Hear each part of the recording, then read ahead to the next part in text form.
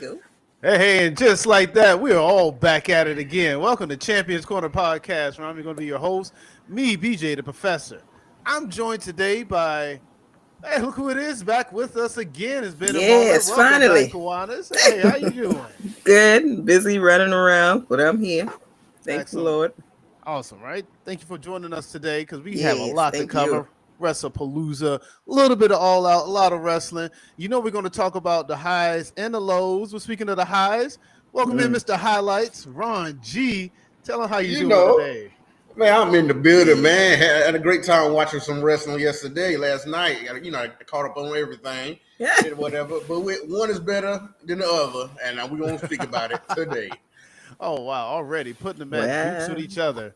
But you know what? In the end of it, it is wrestling. It is what we like to talk about. We're going to talk about all of it from All Out, Wrestlepalooza, even the new Hall of Fame inductions, some of the returns, some of the debuts. I guess maybe, I don't know. Maybe someone had a debut. I can't remember. But nonetheless, let's get into it. First, we are going to start by telling you to hit the like and subscribe button. See? I want to make sure I Yes. caught Do you at the it. right time. Do Hit the like, it. hit the subscribe. Make It's sure you hit the free. notification bell as well. It is free, right? Come on, this is free Yes. programming. That's at a real quality price. You might want to have saved that $29.99 you paid last night for something like this, because we're probably more worth it than Hello. that. But we'll see. I Pretty don't know. sure. It's an opinion. But speaking of which, let's get right to Wrestlepalooza. I swear, that's how Big Man wanted to say it. Loser. There you go. You want to have some man on. Well, we're getting into it. But hey, it happened last night. Big Yeah. surprises. A couple, I don't know, return. I don't want to keep saying returns. That was the other show. Maybe it was. But anyway, let's get into it. I do want to talk about the first match on a man who's having his final run. The 17 never seen, didn't see this one coming at all. I know I didn't see this one coming. You had the animal, the beast, Oh. Brock Lesnar versus John Cena. This was an 8-minute and 48-second affair where John Cena might have only had 48 seconds of offense. It wasn't pretty. It was a Brock Lesnar demolish. I do want to ask Ron, what happened? Nothing. Ain't nothing happened. It just a bunch of finishes, and it's basically a squash match. John Cena on his farewell tour with this. We got all the kids crying in the crowd. Some people found that hilarious or whatever, but to me, I'm like, what's the point of this? I mean, I don't see the point. Had John Cena coming out with all the kids supporting, great entrance and everything. Yeah. Well. Final time in Indianapolis. Everything was good. But I mean, Brock is Brock. Brock came out there extra ripped up, like he got all this time to work out. So I mean, he would be fresh, like we always say on this show. He got all this time to be relaxed and fresh and ready for a fight.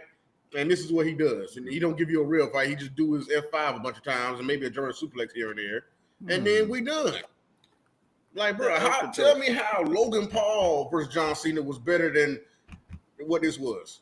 No, that's old. You brought up a lot of interesting points. I'm going to get to a lot of that.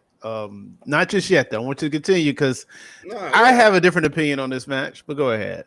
I mean, it's squash. Maybe it'll lead to something else. I don't know. But for right now, I'm looking like, what's the point of this? So if he can squash John Cena like this, he might as well go for the world. I might as well go ahead and let him go for the world title again. I mean, what are we doing? I mean, Brock is going to be big and muscular and hyped up for what? For the squad John Cena and go wait for another 4 or 5 months, waiting for what? Royal Rumble or WrestleMania? I mean, if he wants to, right? Who's going to stop him? That becomes the question. Who's going to stop him? But tell me. I mean, you have crowds, signs in the crowds talking about, oh, he shouldn't be here, and we all know why. And we all do know why Brock Lesnar shouldn't be here in WWE. He's not really needed. He's not. I don't miss him. I think he's done enough in his business, and go ahead and do something else. I don't disagree with that. I do. That is a question I do have. I got to what is it that Brock Lesnar offers? I don't know. I mean, he comes in to squash people. It's cool, maybe a spectacle, but I don't know. Kiwanis, did you have any thoughts on the match and the match itself, if you want to call it that? Yeah, I think Brock overall, is like Ron was saying, with all the muscles and things, he gives a good pop, a good pop. Yeah, all the wrestling moves, and like you said, Cena only got like a couple of seconds, and the rest was just. Dominance. But yeah, I agree. Probably, like Ron said, probably maybe Royal Rumble or something. He might have more, contribution wise. But yeah, I was watching it as well. I caught that highlight scene last night when my mouth opened, just The shock, like right? and it's like you can't look away, but at the same time you're kind of counting like 1, 2, 3, oh, and neck, and then again 4, like then you're Ugh. like somebody stop this, and then like Ron said, they showed the kids crying, and that didn't help, just so yeah, I don't know, right? Because Brocky's done a lot. So I agree. I don't really know, outside of, the shock and him coming back, and as we know, Paul Heyman, I know I had Paulie girl too. He did the wonderful, wonderful throwback intro. Loved it. I played that about 5 times straight last night before I went to sleep. Like, I'm like, you better, Paul, hurry up and run to that ring. You better, sir. You better do it with your steppers on. Hello. But I hear you. yeah, outside of the pop, outside of the I don't know either. What else he has to do? I don't know. Yeah. Right now, Yeah. I don't know. Right. So, Because speaking and with Paul Heyman too, like, and he part of the vision. Why you over here with Brock? Oh, well, he just I did mean, I get the history and Paul said he this and that, but he won't be at. Yeah, right. I mean, it was just the You don't get. what is the word? Nostalgia of it. Yeah, I guess you could say it's just nostalgia of it. But it don't make story sense because you with the vision, you with Seth Rollins, and you don't think Brock would come over and smash Seth Rollins too? Whatever their name is this week, I don't know. I can't keep up. Or Braun Breaker or Bronson Reed, any of them. Right. I mean, I hear you. I don't disagree. Are we gonna fight over Paul Heyman again? Is this a fight over Paul Heyman once again? Like No. you had with Roman and Punk and them? What are we doing? Right. Man, I don't know. Like I said, it ain't just because I'm a John Cena fan. I mean, John Cena lost the title to Cody Rhodes, but that was I'm looking for a great match. Yeah. That was Cody. Him and Cody had a great match at SummerSlam. And him and Logan Paul had a great match. Clash in Paris. Him and Sami Zayn had a great match on SmackDown. Wow, and then he comes here to Brock, and then just a couple moves, and all right. Out the door, Lord have mercy. Brock did say he came to ruin the retirement tour. To be fair, he did say that he was coming to ruin retirement. So it's still pointless. John Cena I know. walked out on his own by himself, and he's still gonna go to the next show, which is what Perth is gonna be his next show at Crown Jewel. So you ain't ruined that. You just did F5 like we've been seeing since he came back. Not the we've seen that already. Hang on a second. You had to pay $30 for that. That was free. We saw that on SmackDown. Hold on, calm down. Hold on a second. Am I not to believe that Brock Lesnar probably won't be John Cena's last opponent?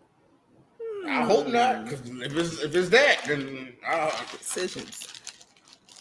Okay, so I'm gonna just say I had a different viewpoint of the match. I get it. I totally get why everyone's upset about it. So kayfabe wise, here's the story with John Cena. John Cena, the good guy, has not won a match in 2 years.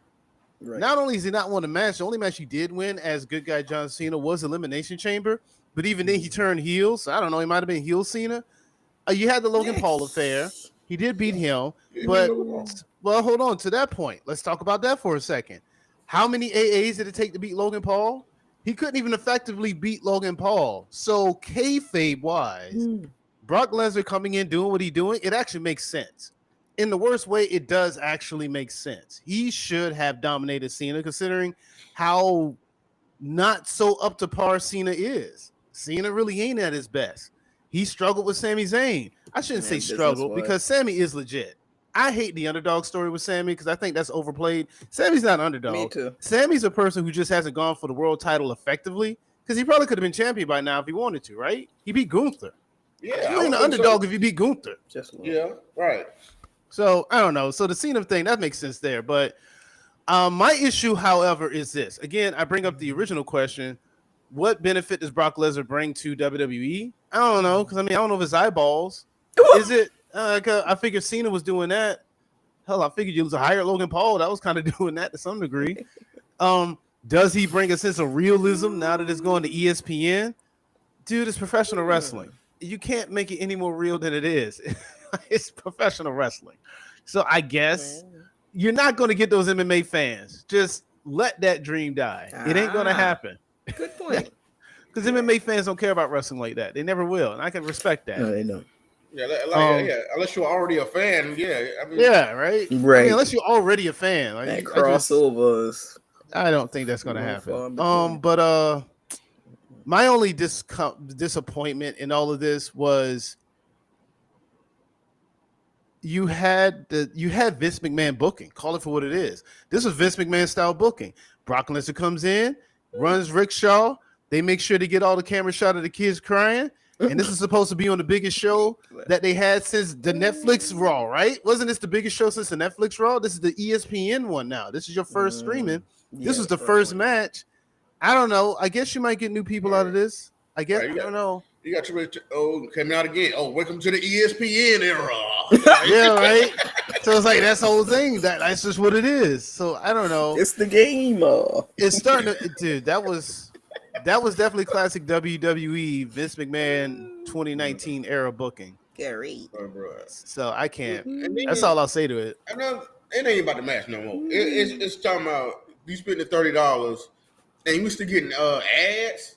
I can't get no ad free with $30. Oh, it's still. Well, hold on a second. Well, hold on. You did get ad free. What happened was you would get like a big thing on your screen that says "on commercial break, be right back." Let me see if I can pull it up.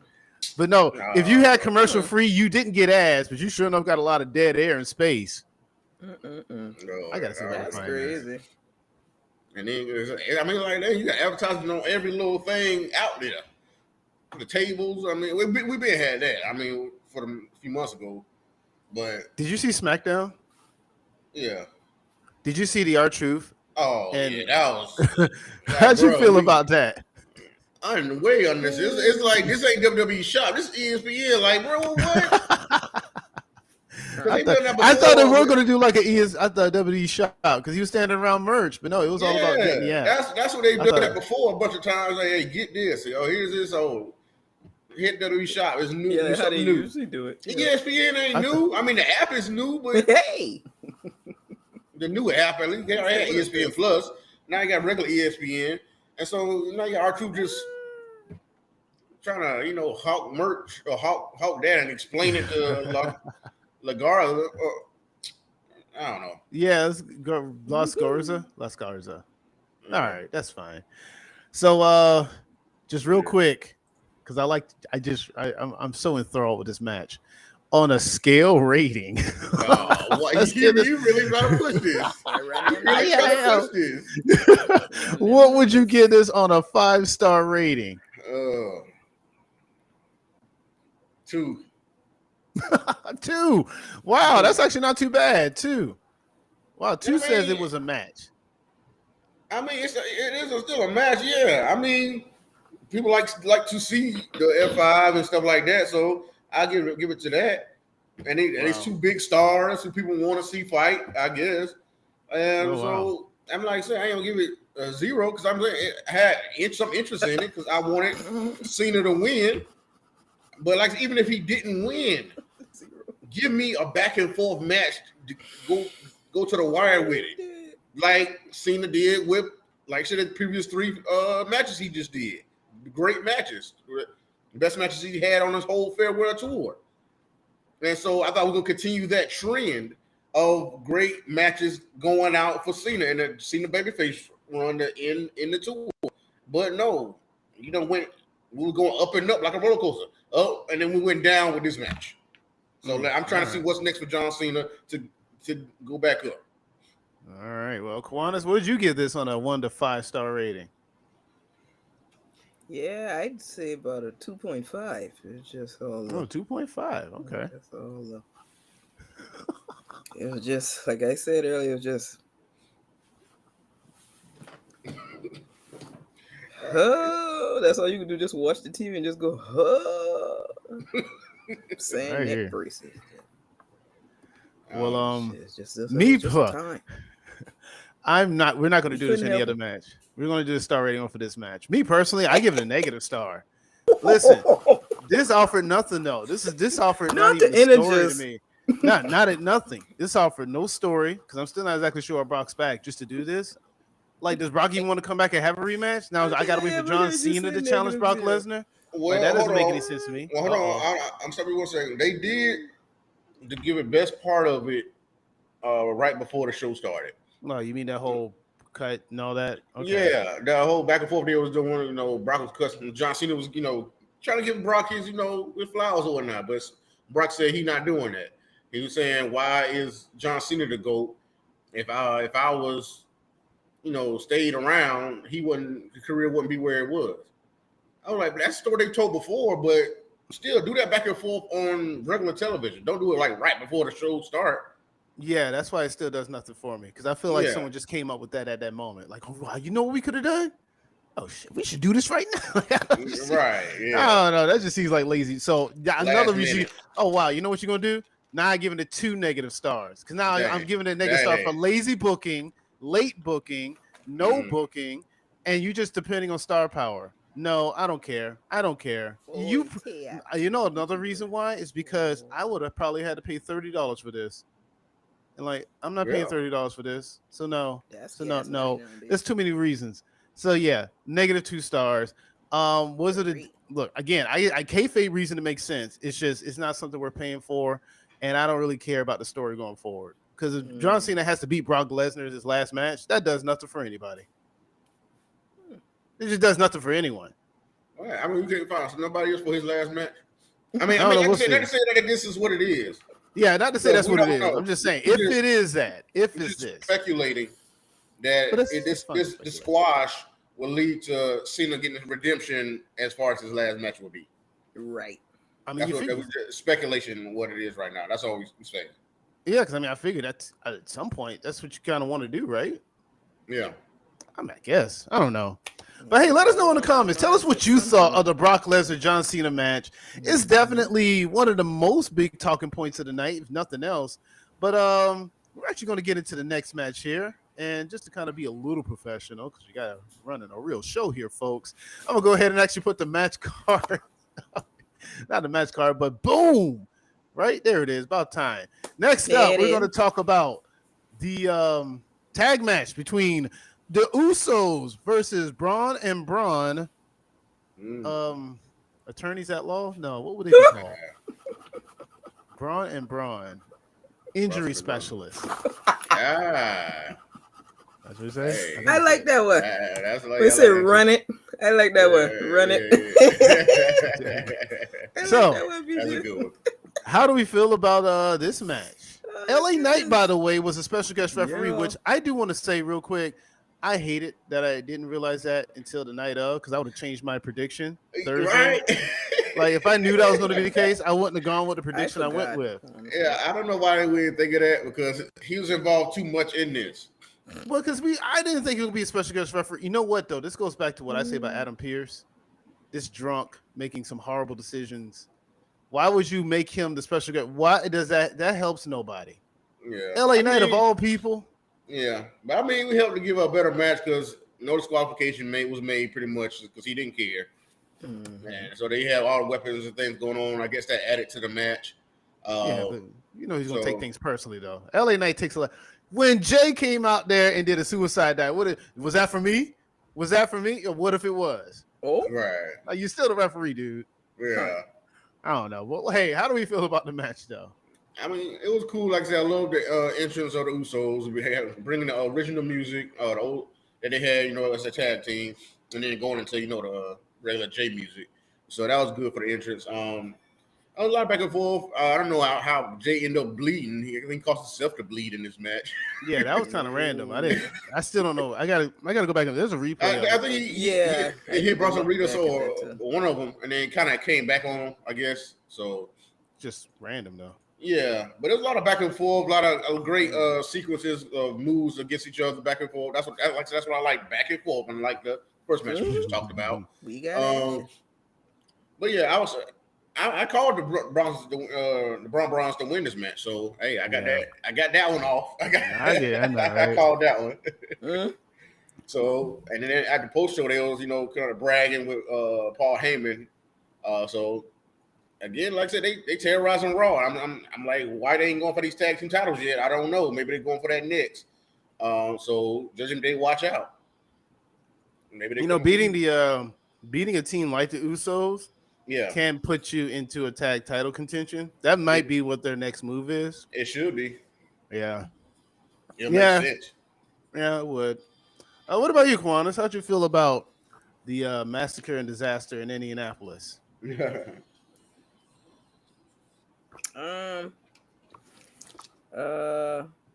the question again. Sorry. How'd you feel about the match? Mm-hmm. Yeah. Oh, with Braun and this injury specialist.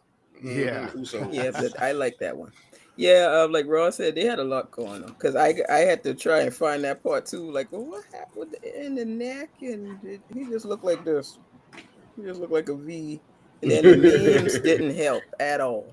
I'm like, right. y'all know y'all wrong for that, right? Like, I know y'all trying to capture the moment, but why y'all got him looking like two popsicle sticks like this? Like, this can't be accurate. This can't. But yeah, that match, Definitely. There was a lot going on. LA Knight will be LA Knight, like he said, he, try and be, by the book, but at the same time, he got to make the crowd laugh and crack jokes and be like, you better watch me. You better watch out for me because I'm going to kick you with my boots on. So I like LA Knight. That's what he does.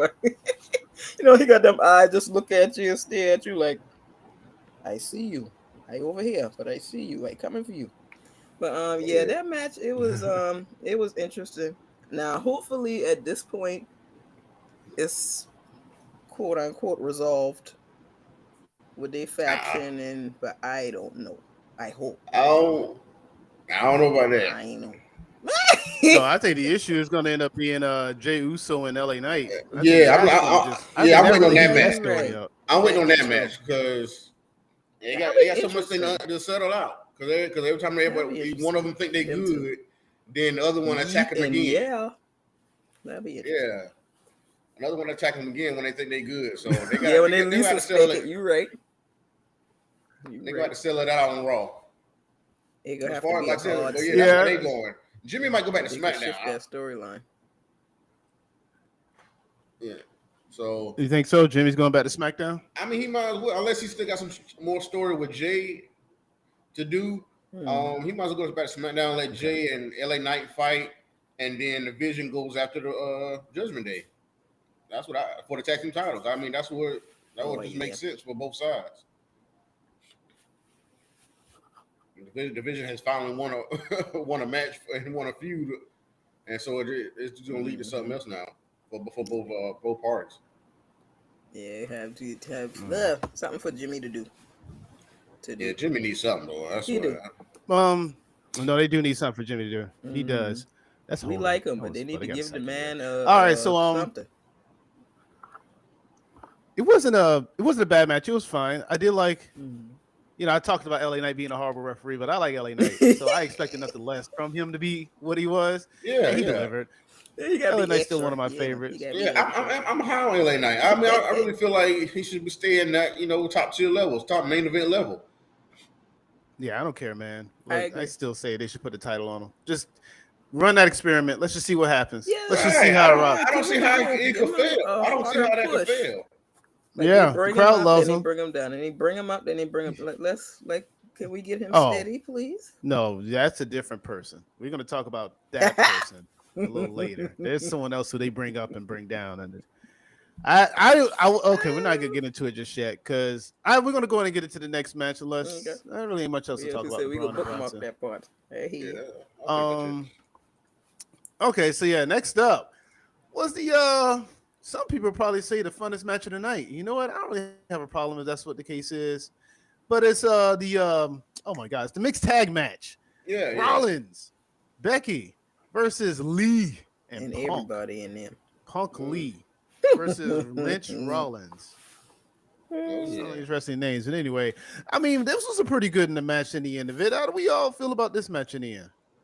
Oh, I definitely love this match. From the entrances with the mixed entrances with the mixed Titantrons in the back, and mixed music. Well, music got to one another, so great Oh entrances yeah. on both. Yeah, Becky and Seth, the big purple outfits, like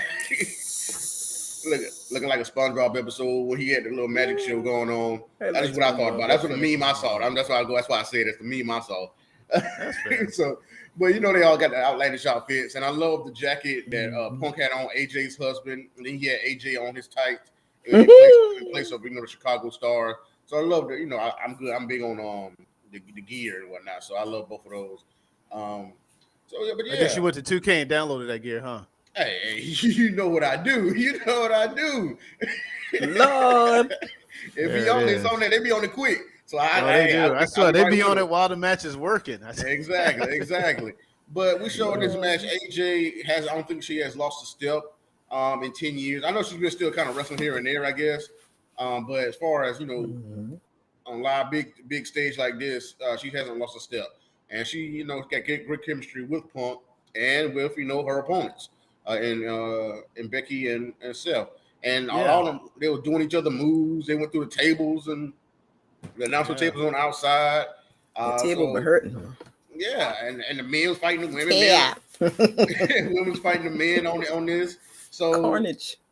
Yes. A lot of people they want those what's it called, the intergender matches. Oh, intergender. Yeah. So this is what you got. I think it's the best type of version of it. It didn't get too violent against men and women. And right. It did the right amount of back and forth with a placement like this.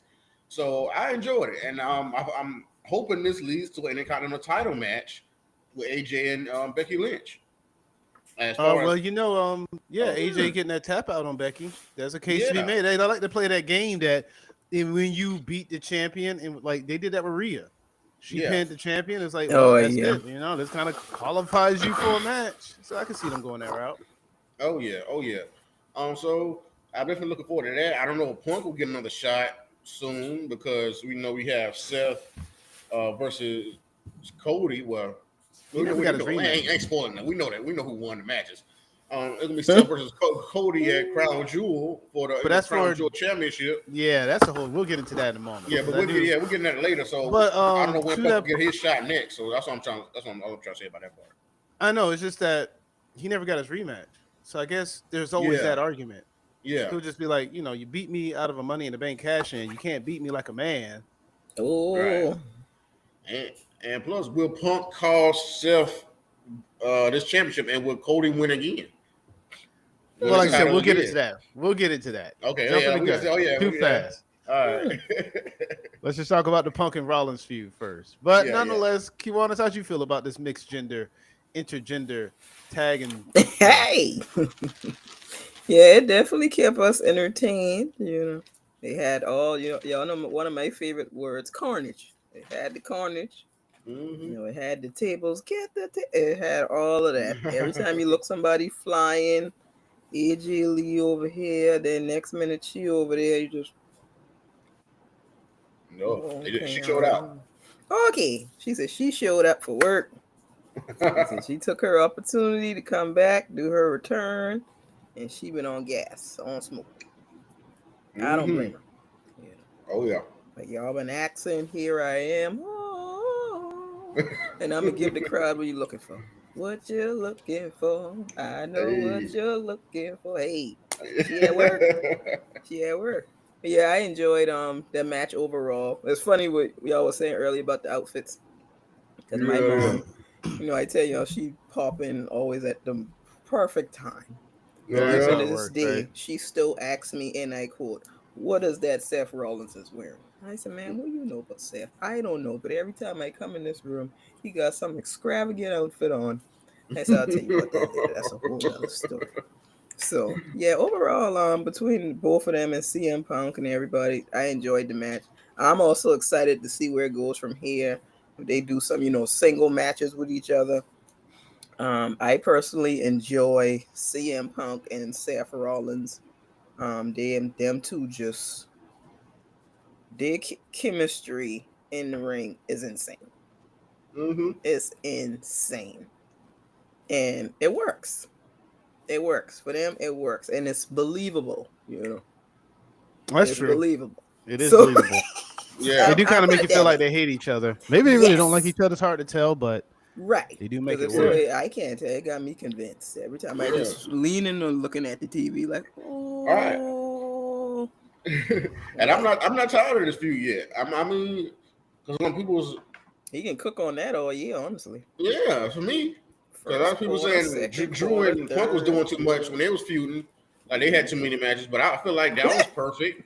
But with this, I still it's still gas in this tank. I mean, Yeah. I like this. I like Punk and Seth going back and forth, costing each other, Ladders. certain things. That's why I said I feel like Punk could get involved in what Seth has next. But like I said, we'll speak on that later. But this was good.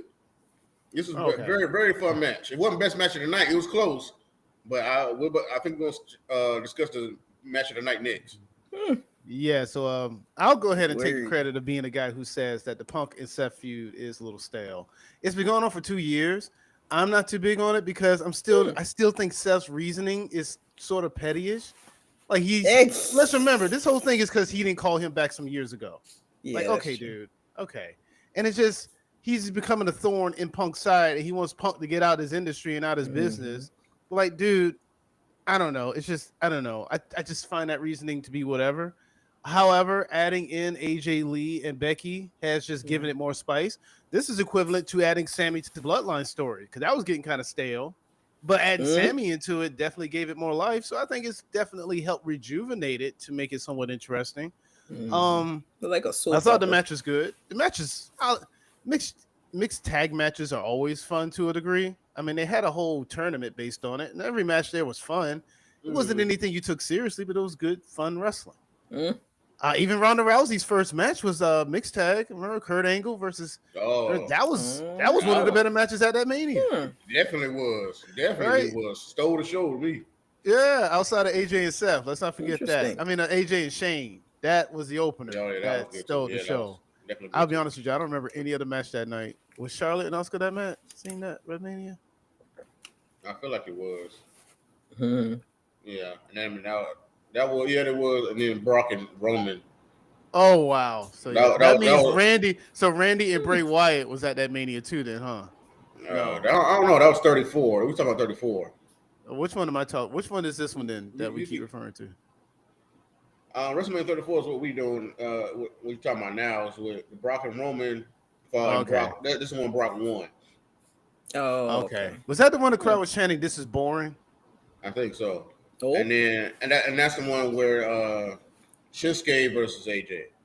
That's Shinsuke versus AJ. That was Shinsuke versus AJ? Yeah. Oh man, that was in New Orleans, wasn't it? Yeah, that was a New Orleans one. I remember wanting to go when Shinsuke won the Royal Rumble. I wanted to go to that because that was like almost a year or so after the Wrestle Kingdom match. It's like, oh man, we're gonna get that at WrestleMania. That match, it ain't live up to that. Oh, not at match, all. But not at all. We talked about that recently, so yeah, that's fine. Okay, but sticking on the topic of this mixed tag, a good match overall. Seth and Punk do have great chemistry. But yeah, it looks like there is a different opponent on the horizon of Seth. We're going to get to that in a moment. But as mentioned, we are going to talk about the next match. Some will probably even say the match of the night. I don't know. This probably was the match of the night. Close to match of the weekend. I don't know.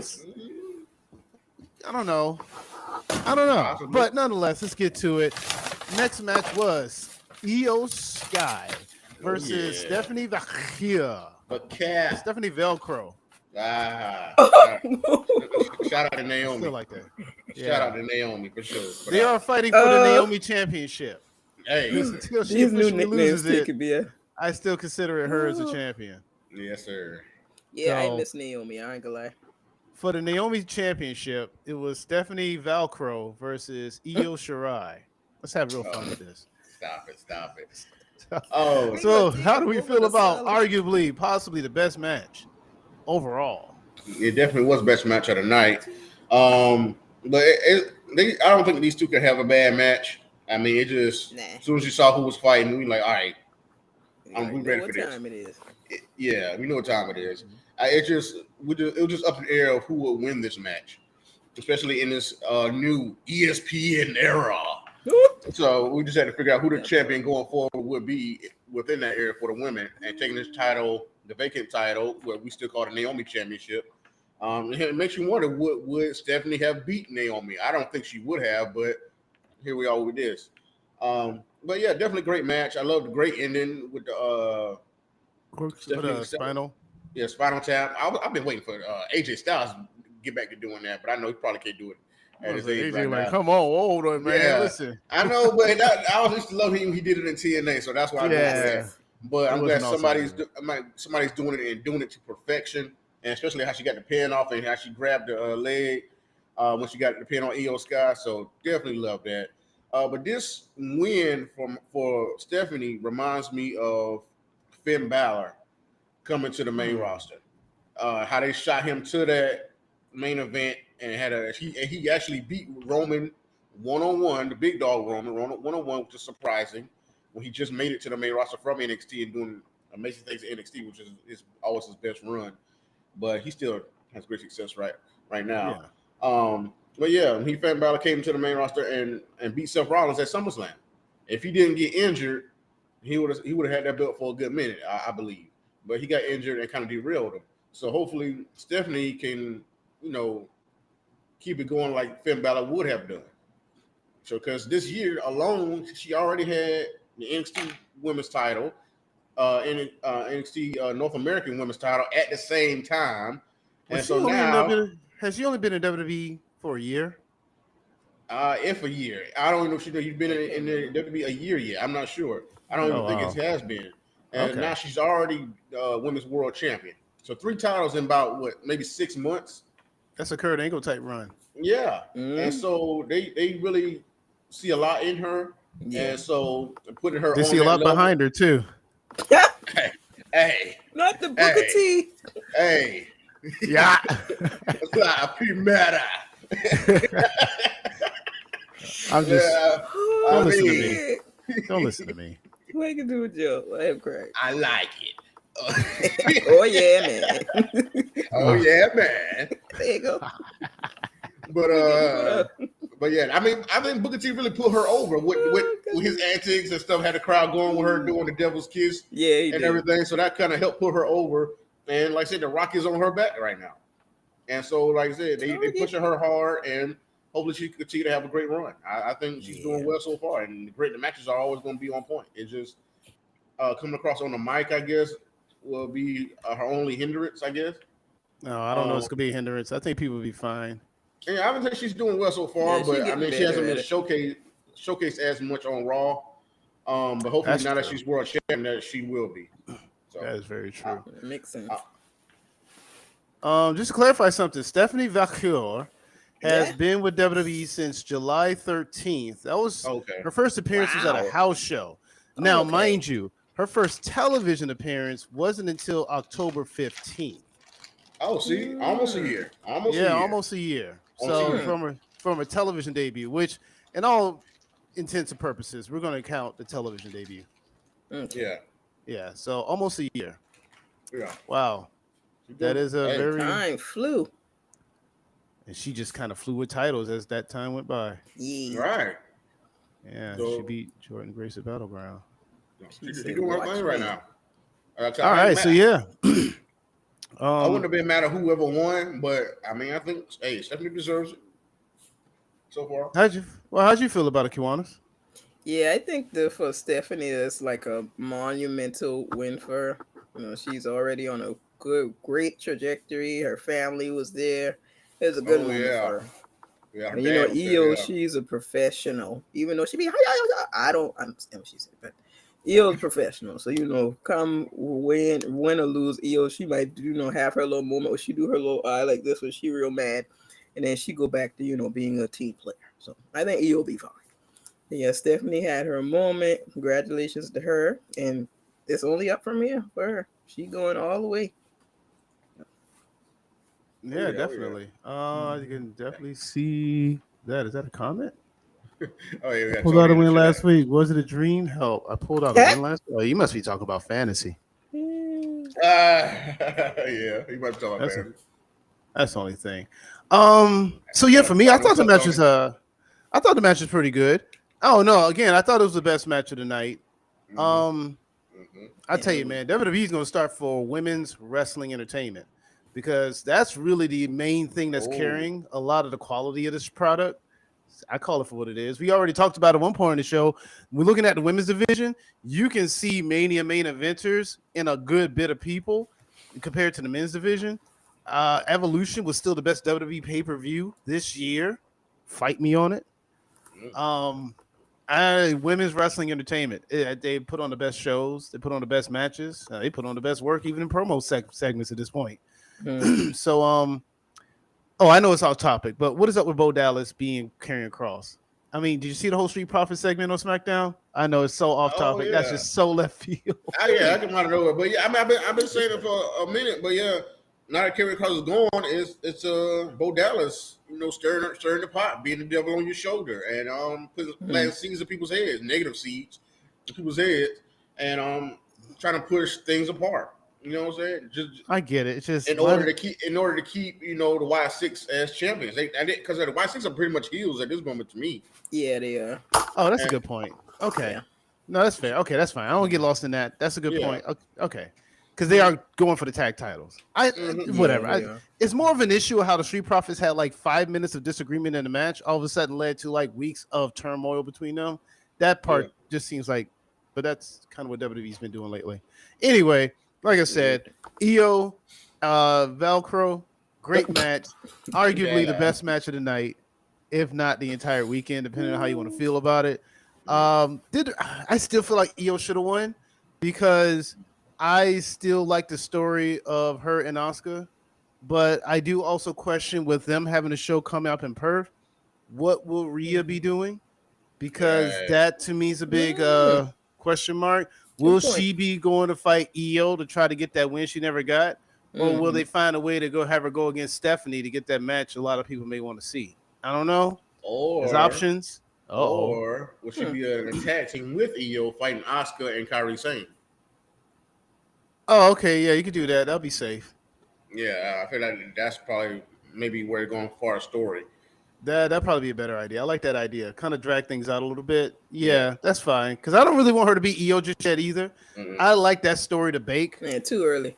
Yeah, because it really builds tension and gives Rhea something to try to strive for that isn't a championship. And Rhea so it keeps her out of that picture. And then also, I don't want Rhea back in the title picture just yet either. So yeah, I kind of like that idea. Let's do a tag match. Yeah, and then you still got, and with that, you can even take it out even further though, have them go against Charlotte and no, Alexa. I don't do all that. I mean, they gotta have somebody to fight. That's all I'm saying because that's what I'm thinking about. They'll figure that out on like SmackDown. I like the match they had against Chelsea and Alba Fire. I hated that it ended with like a double. SmackDown was an interesting show, but they'll figure that part out. Yeah, I don't know. But they just defended on NXT too. They just defended on NXT as well. So. Oh yeah. Oh, is NXT and the main roster going to have a War Games match against each other? I don't really think so. I think they did that no for coming up next a nostalgia moment. If you're talking about the William Regal thing. Yeah, that's what I'm talking about. Yeah, that was a nostalgia moment. And I forgot. Yeah, between Triple H and Shawn Michaels. Triple H saying, "Oh, what if I want NXT back, bro? You got enough to deal with them create on the main roster. You kind of slacking on that. So please let NXT alone. Let Shawn Michaels cook. Because he got the black superstar going off, and you not. So come on. Well, tell him how you really feel. Tell him how you really feel. He got enough on the plate. Enough. You said move along, sir. Move along. Yeah, but that was just for William Regal to say War Game because everybody like how he said it. That's all it is. Correct. Should they do NXT versus main roster War Games? I mean, and I said it wouldn't be interesting, but if Oba Femi on his team, he should be dominating all of them. Okay. Oh, wow. You know what? Okay, we're going to have fun with that. But first, let's just put a pin in that, folks, because we're going to get back to that right after this because I got a little fun game we can play there. Hey. All right. So next up, we have what was considered the main event, which I mean, considering what the first match was, should have been the main event because you couldn't end it with that Brock and John Cena match. All right. You have the American Nightmare, Cody Rhodes versus the Scottish Psychopath, Drew McIntyre. War of the Worlds, ladies and gentlemen. This was a pretty good match. You know, I'm a big Cody Mark, and I like Drew McIntyre. Yeah, So I like them I both. have no real negatives about this match outside of that referee who should be fired. That referee needs to be fired. Just flat out. Cost Drew the match as far as I'm concerned. Not to say I thought Drew was going to win, but we talk about wrestlers who have this up and down appeal. Drew McIntyre is that for me. Yeah. I feel like with Drew McIntyre, he can never just, I don't know what it is with him. They push him and then he loses and it's like it's fine, but his character's still the same. I don't know. It's just part of me wanted him to win, although I knew he wasn't. It wouldn't have made any sense if he did, but I would have been okay if it happened. But what did everyone else think of this match? It just seems always the wrong time when for Drew. It's like he seemed like he couldn't get these certain matches at the wrong time, because this is like Cody's first title defense since he beat John Cena. And he fought Roman Reigns. I was like in the middle of his, grandiose reign as champion. But come on, you couldn't tell me that Clash of the Castle. Yeah, it seemed like a perfect time. I really thought they were gonna do that for a moment. Like, oh my god, they're gonna get to the title. Pull the trigger on that. But it is what it is. But then he actually won the title at WrestleMania 40, but Damian Priest had to cash in. So I mean, it's just a lot of these moments. Certain things just happen. I don't know, but Drew McIntyre always keeps himself in that main event spot.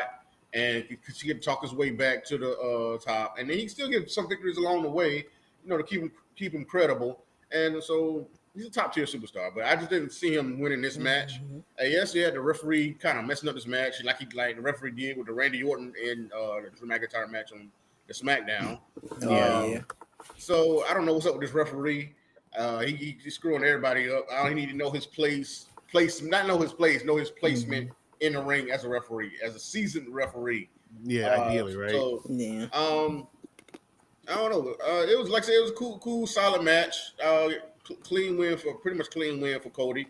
So I don't know who's next for Cody. We were trying to rack our brain on see where this goes next. Maybe Drew will try to get another shot. Well, yeah, Drew will try to get another shot because he could complain about what we complain about, the referee.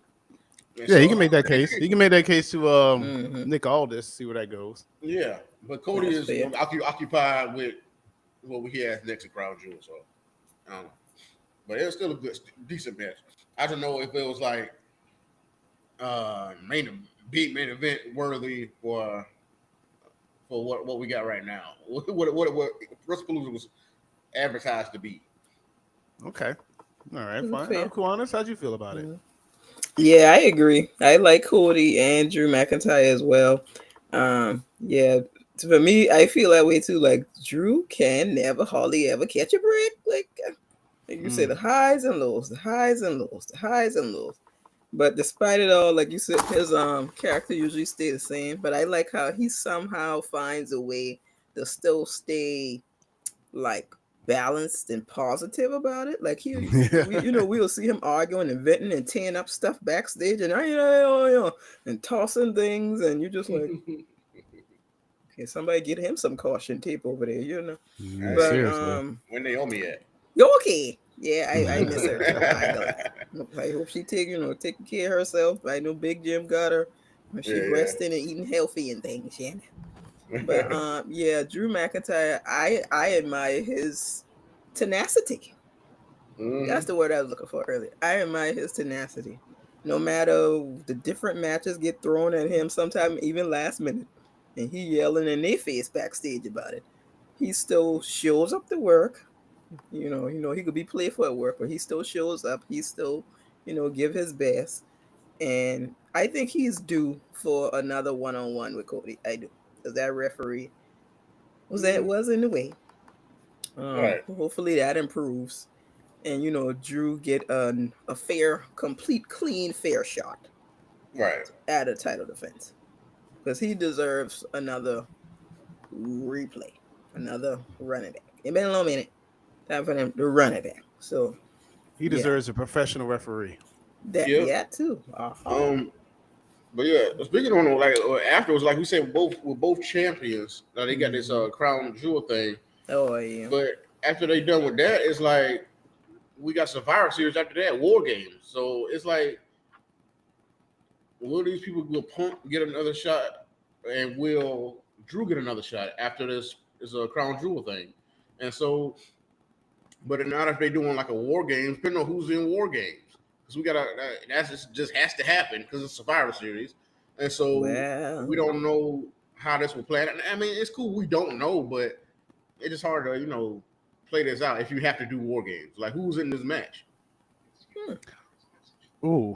I mean, unless you are going to do the NXT versus main roster type of deal, but that still ain't involving. It doesn't have to involve both champions, so I don't know. Yeah. I guess we'll see how that all plays out.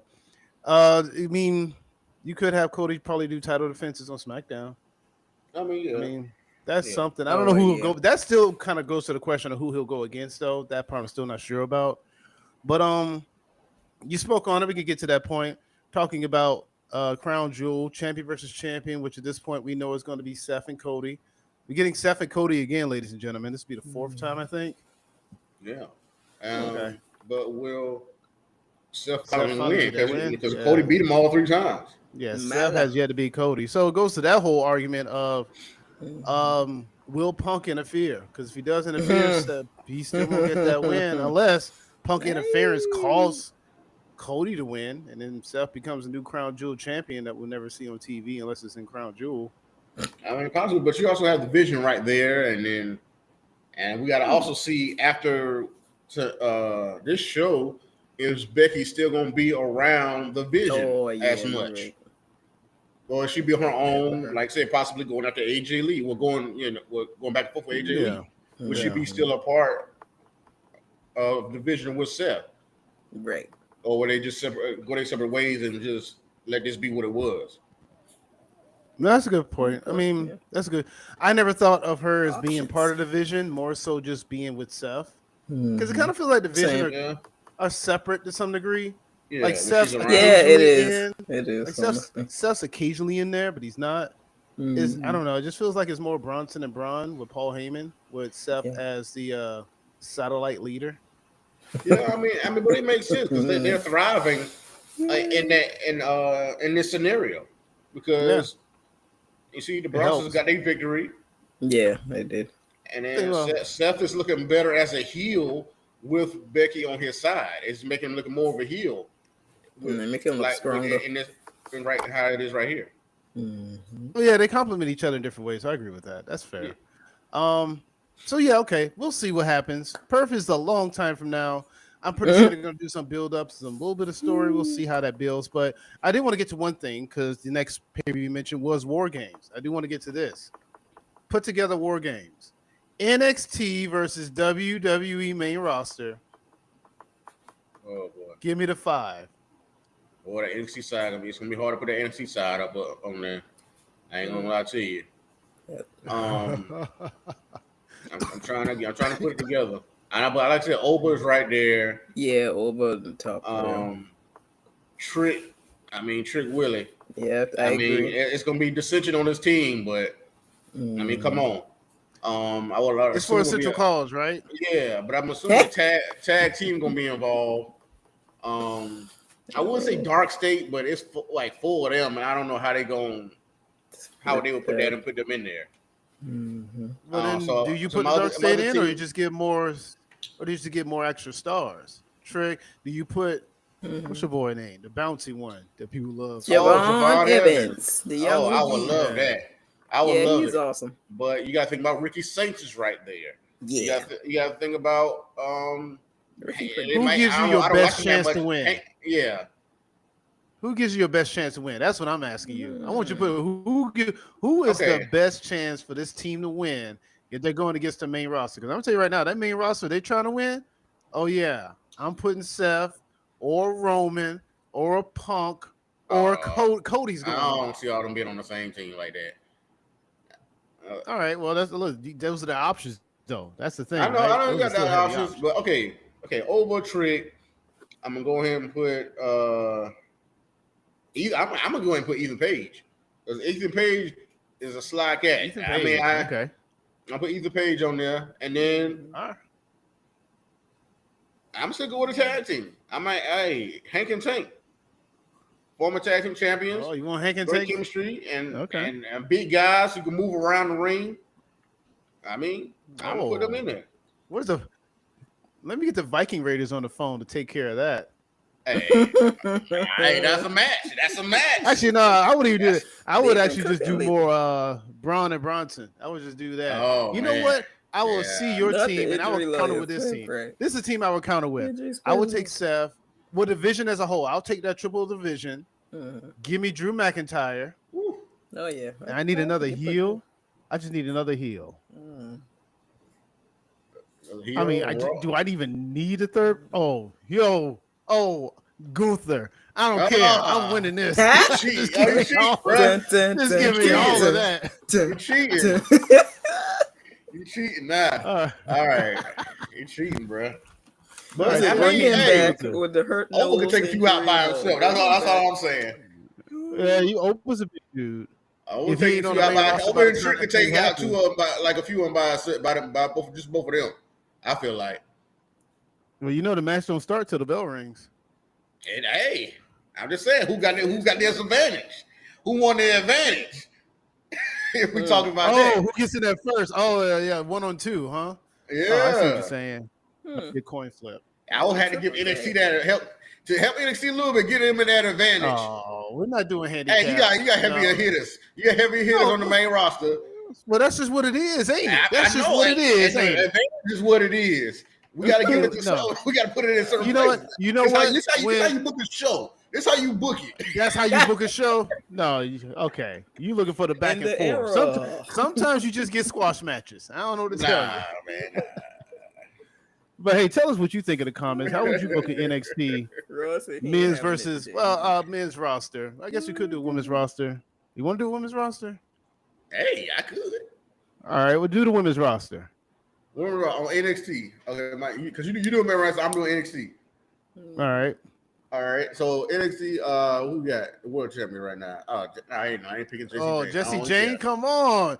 Not unless she has, the crew with her. Who's the leader of the team? Who you taking as the head? Jessie Jane? Okay, I figured you go Jordan Grace, but Jordan Grace loses a lot, huh? Oh, you tell who's the head of the team? Yeah, like who's head of your NXT team? Oh, okay. Shoot, I might do Jada. Yeah, Jada was my first thought. Jada Fire. Okay. Jada Parker. Jada Parker, last legend. I said the wrong. Yeah, here you go, Jada Fire. Oh, I got to stop about that wood. Oh my God. Hold on. Okay, back. Take it back. Y'all, if you know, you know. Reverse. Jada Lash, Sol Ruka. Yeah, Lash. Yeah. Jordan Grace, and I need one more. I say Kalani. Hey, yeah, Kalani's right there. Cause she a high flyer, also. So yeah. Okay, I'm trying to good effort. I would put Zari up there because she's a heavy hitter too. But she ain't showing me that much, so I ain't gonna put Zari in there. But I definitely gotta have Sol Ruka, Jada Parker, and Jordan Grace. Those are definitely. And the last legend of this is do a thing, but main roster wise, yeah, she does. Oh wow! Do you really want to know? Hey, is it going to be fair? How do I want to pick this? You say you got so you got faces, right?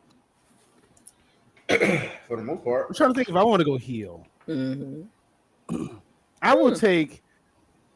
Okay, so let's just say, we talking about chemistry issues? Because I would just take all of what's left of Damage Control and just add in Stephanie Valcour or somebody. But I'm not doing that. I am going to take. Well, I don't care. I'm taking Rhea Ripley. of course. Mm-hmm. Right? Yeah, say of course. You expect me not to?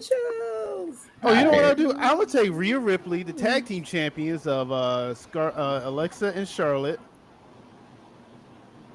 Oh yeah, Alexa. I'll take Io, and if I had to take a fifth person, Mm-hmm. Just for the sake of it, give me a healthy Jade Cargill.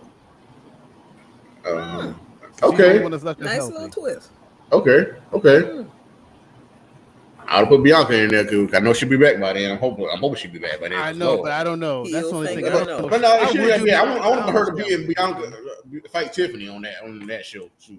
I'm ready for Bianca the to fight Tiffany Survivor right now. Series? That would be hilarious. Yeah, It'd be interesting to see. yeah. It's giving concussions a little bit. Sorry, just saying. All right, but ladies and gentlemen, tell us what you think. What would you like to see as a Survivor Indefinitely. Series War Games match? Yeah. All right, getting into it, we got one more pay-per-view. Arguably the best pay-per-view of the weekend. I don't know, depending on how you feel about it, depending on how you feel. You had AEW. They went all out on this one with their pay-per-view all out. They pulled all the stops. A couple of surprises, events, if you will. Goodness, give me a second. I don't even know where to start. I meant to have this up already. Mm-hmm. Yeah, give us those results. Yeah, because I mean, we Run all it down. know who won, but I just need to pull up the match card so I can go down it effectively. Mm-hmm. Like I said, might not go through all of these matches because they had a lot. But you know what? Yeah, we do have to go through the first one. Adam Copeland, Christian Cage, CNC Wrestling Factory went against FTR. With Copeland and Cage coming out on top. Interesting match. You had a situation where Beth Phoenix came out, made her debut, made sure that Stokely couldn't get involved any longer. But in the midst of that, even though Edge and Christian won, which by the way, they did a 3D, there was a You Can't See Me and an AA. Yeah, that And was I don't know if they did anything for the Hardy Boys. I don't remember. But nonetheless, it was a really good match for what it was worth. CNC Wrestling Factory did take the win. But after the match was over, you had an appearance by the Patriarchy without Christian, of course, coming out, making the attack on CNC Wrestling Factory. I'm going to keep calling them that because I like that they keep saying it. Yeah. In the end of it, Beth Phoenix ended up getting a spike power driver. Christian getting a spike power driver. FTR walking away. How do we feel about this? Man, that hurt. man, great match. Great in Toronto, of course. They hometown boys, pretty much. I enjoyed it because I love the tributes. I mean, to see Edge doing the 5-knuckle shuffle was almost everything. Because, like I said, if I can't get Edge back in WWE just to fight John Cena, this was, good consolation prize just to see him show tribute to him in some kind of way. Just like, just like Cena did for him. We're doing the spear. He did the 5-knuckle shuffle and the FU, or the AA, whatever you want to call it. I still call it FU. So I very much enjoyed that. I mean, Edge and Christian, with Copeland Christian, still have the chemistry as always. But I thought FTR would win this one. I really thought they did. They would have had this one. It was really close. Stokely outside. Yeah, they probably should have won, honestly, because Copeland got hit in the head with a bell, and then he got the shatter machine, and he still kicked out. I thought that's BS. Right. I'm like, how? I ain't like that, but okay. Yeah, so I don't know. I guess it was all to build up to Beth debuting. Surprised to see her here. I wasn't too surprised. I mean, her husband right here, but I thought she still had a contract with WWE or something like that. So it was good to see her and see her get that spear on Stokely. Had a powder going everywhere, so that was funny. And then Copeland getting handcuffed to the the ropes, and then Beth going over to him saying, I love you and everything, and so and then going to fight FTR and knowing she couldn't really take both of them as guys at the same time, but because they have the history between Edge and both of those guys. They helped them train and stuff. All in North Carolina. The story is that Dax ran into Copeland at a gym, and then they hit it off really well, and then from there, when Dax was down and out, Copeland let him stay with them. Let me tell you something. Here's a lesson in life we all should learn. Life is all about networking. It ain't even what you know. It really is who you know. Dax Harwood, homeless person, now future Hall of Famer, one of the greatest tag teams, all because he met the right person in the right time. Look where they are. And then, like I said, she fought him, and then she ended up getting the power driver. And, like you said, Patriarch came out there, did the rest of the do. So it's interesting to see where it's going to go next, especially with what they did to Beth. So I got this ain't over. I thought it would be over here, but I guess we're gonna continue with this until Edge's contract is up or he renews it or whatever they decide to do. I don't know. He may not even go out. He might not go out on his back. He may go out on top. Yeah, he might. Yeah, I mean, usually Edge does. Well, it's Copeland. He's not Edge. He's Copeland. Well, he didn't go out to be getting pinned by Roman, but I mean, he did get. Yeah, that's true. Edge had the best career out of a lot of people, most people in the industry. To me, yeah, he did. Okay, I hear you. Okay, we'll leave it like that. That's a statement. Clip that, because that's a statement. Did Edge have the best career out of most people in the industry? Yeah, we'll clip that one because that's a statement. I don't know. We'll see. We'll see how the people feel about that. Yeah. Hey, if you want to talk about it, we can talk about it. I think so. Yeah. I mean, you can look at his resume, but I mean, we'll talk about it. We'll get to it later. He has a really decent resume. He's an ultimate opportunist. It's just, you know what? Hold on. Whose career would you rather have? Would you rather have like a Shawn Michaels career or Edge career? Edge. Would you rather have Roman Reigns' career or Edge's career? Roman Reigns had it for a minute ago. Still Edge. Would you rather have John Cena career or Edge? Shoot, why you did that? Because you said the best. I said one of the best.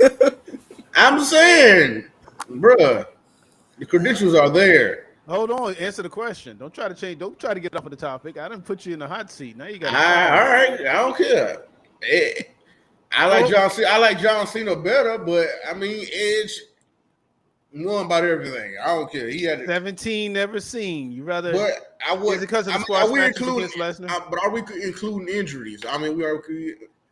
And is this an inclusion in this? We're playing. Or are we just basing it off this credentials? Just credentials, what they did in their career. I mean, we're not talking about off the field action. We talk about whatever happened in the ring, just their kayfabe career, character, legacy, all of that. Edge. You still rather have Edge? Edge had more titles. I hear you more titles, but just because you had a lot of titles don't mean they're all meaningful. I said it. I feel like they were meaningful. Okay, that's all right. That's fascinating. Bruh, we'll see. I mean, do we want to run it down for Edge? No, you can run down. Oh, listen, if we're playing that game, then I'd rather have the Miz's career than Edge because the Miz won everything 3 times over. He's a double-time world Grand Slam champion. He beat John Cena in the main event at WrestleMania. He starred in movies that were actually decent. Like, we're talking career. I go to that span of career. Can it transcend? Listen, I hear what you're saying about Edge, but we just talk about accolades. Oh, yeah, I'll argue the Miz. Oh, you a lie. Lie? Oh, you just hate him because he's awesome. I get it. Oh, hey, I ain't saying I hate Miz. Miz is one of the greatest. He's underrated. I mean, Miz can be anywhere on the card. He can make it work anywhere on the card. So my salute off to Miz. I'm just saying Edge got it all, bro. He had it all. This man had tag team titles. I mean, how many times was Christian? He had it with Randy Orton in Rated RKO. Had it with his, childhood hero, Hogan. This man had King of the Ring, Intercontinental title a bunch of times, U.S. Championship. How many times he'd been world champion? 2-time Money in the Bank winner, Royal Rumble winner, WrestleMania main eventer. So just to kind of put an actual number to this, 7-time world champion, 12-time tag team champion. Yes. 5-time Intercontinental champion. I could do this a lot easier if I just go to Wikipedia. I'll just go to Wikipedia. I got it right here. Okay. My Edge t-shirt. I got on the t-shirt. Okay, but since you have Edge. Yeah, I can read it off if you want. I'm mad we got so stuck in this conversation. It's this one. You know what? Done it all, won it all, 25 years. Okay, yeah. So for Edge, he had the they just did some of it. The 2012 WWE Hall of Fame inductee, 7-time World Heavyweight Champion, 4-time WWE Champion, 5-time Intercontinental Champion, 14-time Tag Team Champion, United States Champion, can't see the number on that one. 2001 King of the Ring winner, Triple Crown champion, first ever Money in the Bank winner, 2-time Money in the Bank winner, 2-time Royal Rumble winner in 2010 and 2021. He won the Royal Rumble 2021 from the number 1 slot. Let's see what's got here. He's one of the innovators of the TI. What is that? The TI. There it is. TLC. That's it. TLC match. Shave Kurt Angle Ball. I am crying. Oh, The things that never grew back. They put that on the shirt. I am crying. Hold on, man. Well, Yeah, he they did put take it. care of it. He did do that. I mean, we're talking about a Slap no classic. John accolade. Cena's That ain't no- dad and John Cena's. I can't see the end of that I word. bet they put that on this. Yeah, they've been petty on this shirt now. They really petty on that shirt. They put thrown in the Long Island Sound. You created the Judgment Day and now they suck. I bought this shirt in 2023, mind you. There he is. Rated Adam R Copeland. superstar, great abs, amazing dad, the Brood. Oh, he enough made said. this shirt. Yeah, I feel like ENC, this is he made up. totally real in the awesomeness. Yeah, They had all that on the back of the shirt. right. Yeah. And now he's a TNT All champion. right. It's So that was 25. He's a WWE TNT petty champ. now. That was all fun. So just to kind of clear things up, The Miz, 2-time WWE champion, 8-time Intercontinental, 2-time US, 9-time tag champion. What? Hey, listen, Thank you. mixed Google match Photos. challenge champion, 2-time Money in the Pull it Bank, back up. 25th Triple Crown champion, Great. 5th Grand Slam champion under extending. The first time 2-time Grand Slam champion, 2-time Slammy Award winner. I didn't hear no Slammies on the back of that shirt. Hey, I'm sure he got something. Most improved wrestler by This is Dave peace. Meltzer account in 2008 and Oh, 2009, if he means anything. And he is also considered. He is ranked. Well, in 2016. Okay, two things. Okay, in Rolling Stone, he was ranked number 8 as 10 best wrestlers in 2016 WWE, and in 2017 he was ranked WWE's Wrestler of the Year. Okay. And it's not just me saying it; that's Rolling Stone saying it. Okay, Becky. All right, Becky. You know what? All right, Becky. Rod. If you said that about the Bleacher Report thing. Oh, hold on a second. PWI ranked him number 1 of the top 500 singles wrestlers in 2011. Wow. I mean, yeah, that was about his best year. But like I said, Miz has a great career, but it ain't better than Edge's. I don't know. As far as I don't accolades. know. That's a I don't know. That's Think of the that's an comments. interesting one. As far as accolades, I hear what you're going to say, but we'll see. Yeah. I don't know. But Tell us, like you AEW. said, tell us what you think in the comments. In fact, if you guys are online now, Yeah. tell us what you think right now. Mhm. God, we should have link people can call in. But moving on, we are still talking about AEW, believe it or not. That was just a side Right. talk. That was a weird sidebar. Mhm. We spent about 12 minutes on, but that's okay. Hey. Going back to it, you had the return of the Mad King, Eddie Kingston, Yeah. against his own Yeah. former New Yorker, or I guess current New Yorker, Big Bill. This match happened. Yeah, it was all right. It is what it was. This is a match to get Eddie Kingston back and get him back in the role of things and the victory side of things. It's Yeah. good to see him back from injury. I'm ready to see that attitude back on screen. Hope he can, capture some more magic and have some more championships. Maybe I'm thinking his peak was the Triple Crown that he had. Ow. The Oh, three yeah. belts he had, the Continental. The Continental Classic title, along with he had the Ring of Honor title and something else. I forgot the other one was. Yeah, I think like a New Japan. New Japan belt. Strong title. Yeah, New Japan Strong New Japan title. strong title. So that might have been his peak of what he's going to be, but he's still coming back strong with this match. So I'm interested to see where he goes. Like I said, my best feud he had was with Moxley, and I mean he still had a good one with Punk also. But the Moxley one was just one of my all-time favorites in AEW. So, Yeah. But No, I'm that was a still- good feud. Yeah, but like I said, his attitude and the way he talks is just great, man. I tell you, I love Eddie Kingston. I don't care what no one says. He ain't the best in ring worker. He's Yeah. not. I kind of wish he would get in a little better shape, but I love his character. I love how he talks. He really does make you feel like it's real and he's passionate. He makes you feel it. Like he makes you feel what he Nice. does. Would you take Edge's career over Chris Jericho? Oh, that's a Yes. good question. Hmm. Career?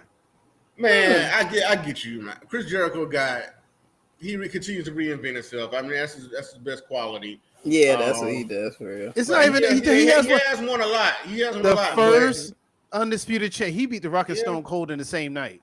I know. At the height of their powers, mind you. Man. I know.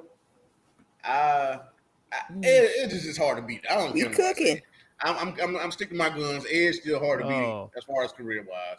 Digging his feet in the ground. I hear that. I'm just saying. I like Chris Jericho's a GOAT too. He's one of the GOAT.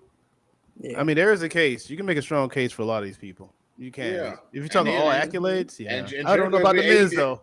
And Jericho's been AEW champion also. So now he had a decent WCW run too. He could have been WCW world champion. They had great cruiserweight champion. Yeah, that was really good feuds. I mean, his debut was against The Rock. I mean, so, but like I said, I don't know. I mean, I'm sticking to Ed. I think he's had the best careers ever.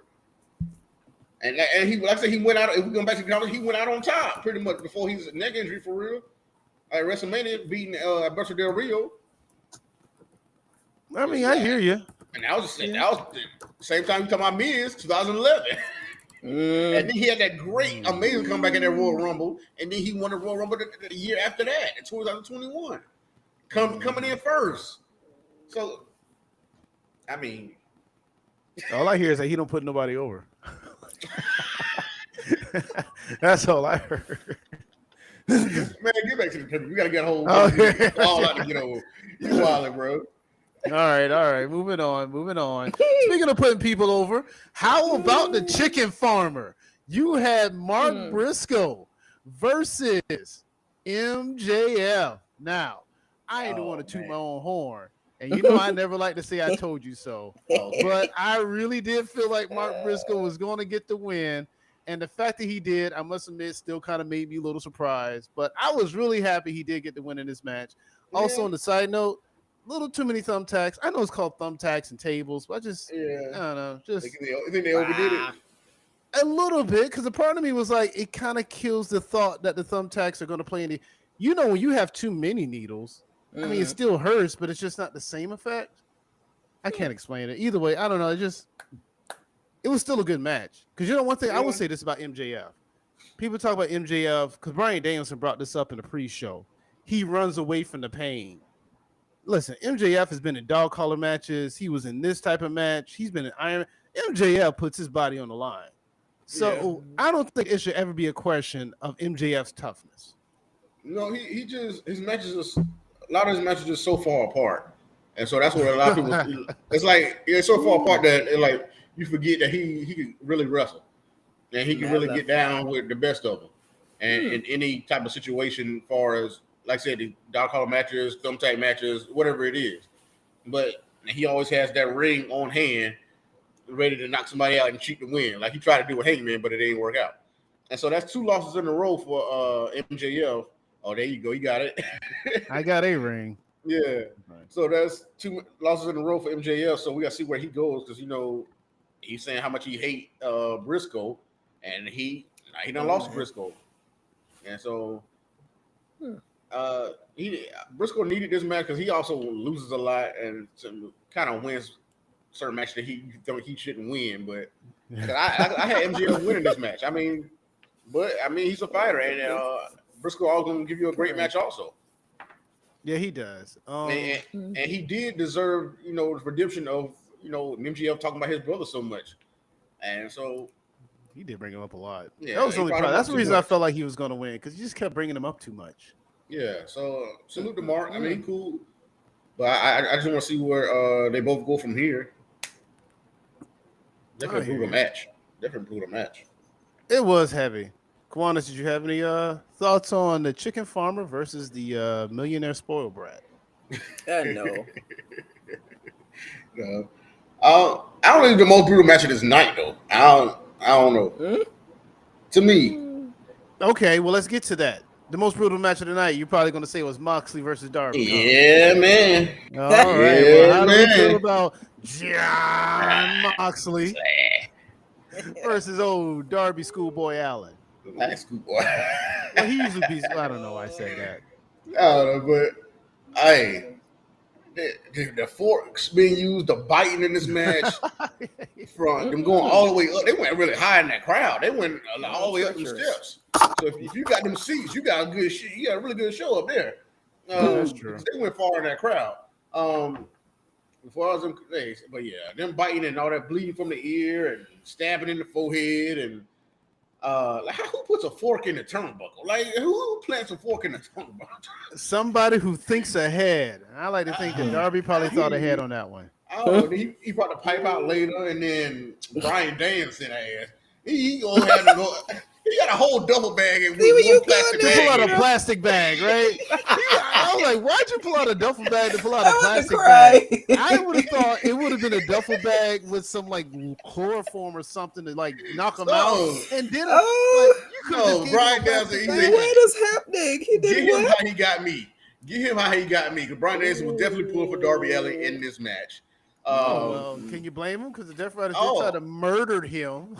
I understand. I definitely understand. But it didn't work out. He did the plastic bag over Moxley's face. Almost had him in there.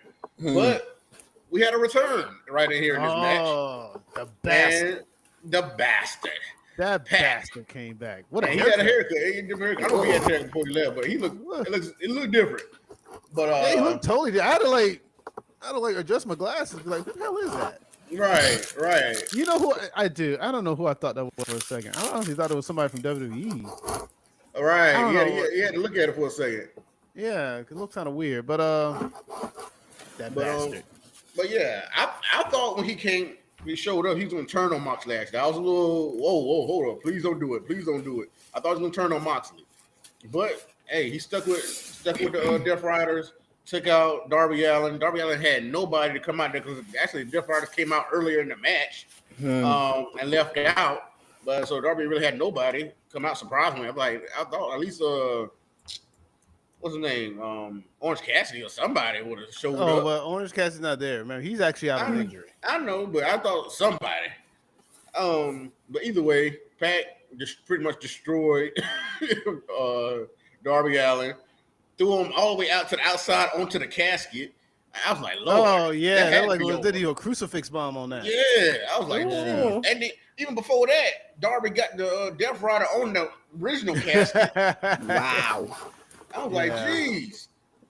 Darby be taking some bumps, man. I'm like, hey, salute to Darby because he be taking some bumps. I mean, I don't like him like hold on a second. What? You gonna say salute to Darby? No, because to take all the bumps and still get up, I'm like, you got to give him some kind of some positive reinforcement for him. Mick Foley. Man, forget Mick Foley, man. So what's the difference? What's the difference? What's the difference? Hold on a second. What's the difference? As far as I'm concerned, Darby Allin's just a modern day Mick Foley. I can't really tell the difference outside of body weight. Man, trash, bro. All right. Come on, man. I was on the roll just now. You had to ruin it. You ruined it. Oh, wow. I was on the roll. Off your course. Look at it. Oh, wow. You got to readjust your GPS? I don't know, bro. I got to get there. Man. Wow, you just totally down. Y'all making me cry. Oh, geez. Nah, man. But this man, because Moxley just hanging back with the plastic bag around his neck. He had a nail against the bottom rope. Pat did all the work at the end. Put him in the body bag. Put him in the casket. All Moxley did was kick the top of the casket to close it, and the match was over. So it was crazy. Not like in the game. Yeah. It was crazy. To that point, I hate those casket matches in the game. I just they tough, bro. They tough. But you say escape. I don't like that. I don't like that. Right. You gotta get them on red. Yeah, you gotta get them on. Yeah. Keep hitting the button. You gotta get them on stunned or something. You gotta do a special. But anyway, that's the game. If you want to play, y'all want to play, hit us in the comments. If y'all want to play the game, hit the comments. Get me out of here. But I mean, okay match. It wasn't a bad match. My only beef with it was how nobody came out to help Darby. You know, Brian Danielson made a whole comment about this throughout the night. and even build up to the match.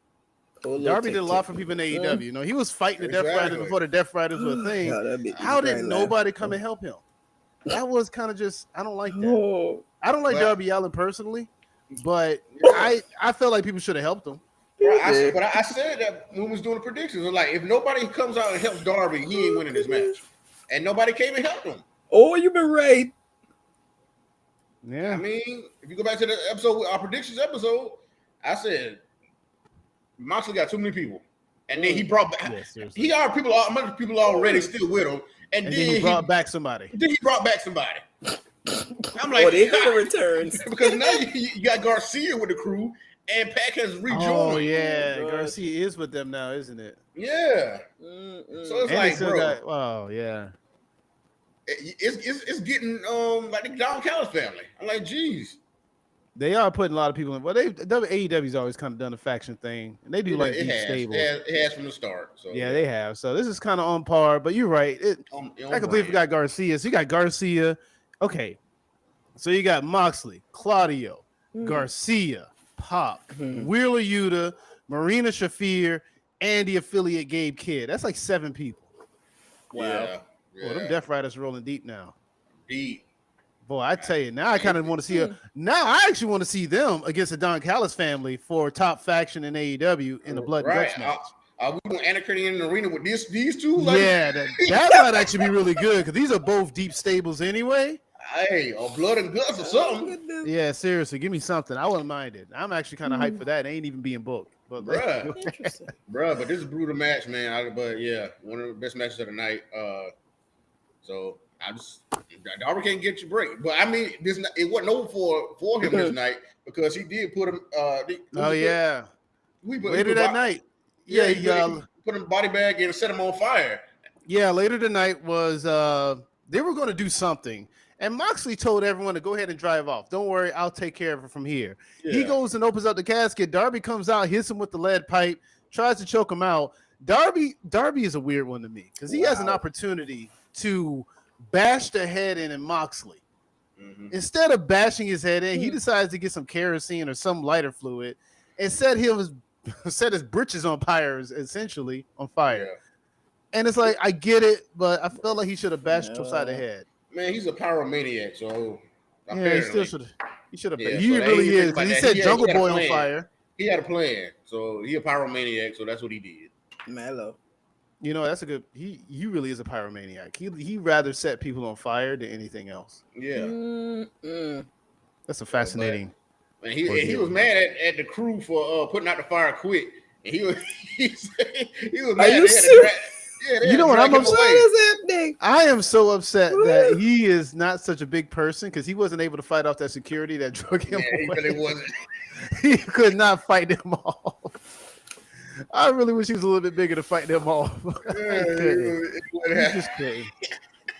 They carried him out real fast too. They're like, "All right, Darby, that's enough for you. That's enough. We coming for you." Hey, they got him too. They sure got him. All right, moving on though. Let's get to the 6-man tag. You had the Hurt Syndicate. So this team finally has a name. Ricochet and Gates of Agony are called the Demand. I demand a new name. I don't like that. No, I do not. I demand they try again. Man, in demand. Okay, call them in demand then. Yeah, but no, just the demand. The demand. Just demand. Okay. That just I don't like that. Okay, I got you. Yeah, I feel you. Yeah, I demand they try that again. But reset. You had to. Hey, listen. In the end of it, they demanded a win, and they got that. Hurt Syndicate taking a fall, MVP of all people. Well, couldn't expect anyone less. Yeah, I couldn't imagine Bobby. You expect that. But this is a pretty decent 6-man tag. You had meat and muscle and beef and Ricochet. I mean, yeah, it was cool. It was good, but like I said, it was good. Like we said in predictions that Ricochet did win this match to continue the story for them, especially with MVP getting pinned. That leaves Shelton and Bobby something more to go after since they didn't catch that, and so there's something to continue on until hopefully Shelton or Bobby gets in the main picture, main title picture. So it gives them time. So it's cool that they won this match. Like I said, they need more credibility. They needed more credibility with Ricochet and Gates of Agony or the Demand or whatever. If that's the name. They need that credibility. So here we got it. So I'm happy about that. I'm actually happy about that. Yeah, I'm happy they got the win too. Yeah, go ahead. Yeah, because the Hurt Center could come back and beat down whoever on the roster anyway, and so they could get back. So. Oh no. I kind of feel the same way. I don't feel like they take too much of a hit in this. I feel like they'll be fine. Yeah. And then you can carry the feud out a little bit more because at least it gives Ricochet and his crew more credibility. That's kind of the thing I feel as if they really, really need it. So they got that, which is always good. Yeah. What's one more thing? It just adds more tag team, more good tag teams to the tag team division. This enhances the tag team division. This match. And then the ladder match we're going to talk about in a minute. This will enhance the division to where it's in a good place for AEW. It's getting back to a good place. You know, they still have don't they still have a trios title? The Ops, I believe, have that. Okay, they do. Yeah. They were on a pre-show. They were on a pre-show. That's right. They were. Does that improve? Okay, let me ask you this: with the Demand. Does this put them in a good position for the tag title or a trios title? What would you rather see? Let me say that. I'll assume the trios titles because Bandito are doing a great job. Bandito and Brody King. Yeah, Brody King are doing a great job. I mean, they just beat 3 or 4 teams in the ladder match. So I mean, it could be for the tag titles, but I just see them going against the Ops right now, and then possibly beating the Ops and putting Ricochet up a little bit more, having belts around their waist. Okay, yeah, that'd be fair. That'd be. I think I'd rather see that too. I think I'd rather see them go for the trios. Yeah, because the tag division, I mean, it seems to be in a decent place now. It's a lot better place than it was a year ago. Yeah.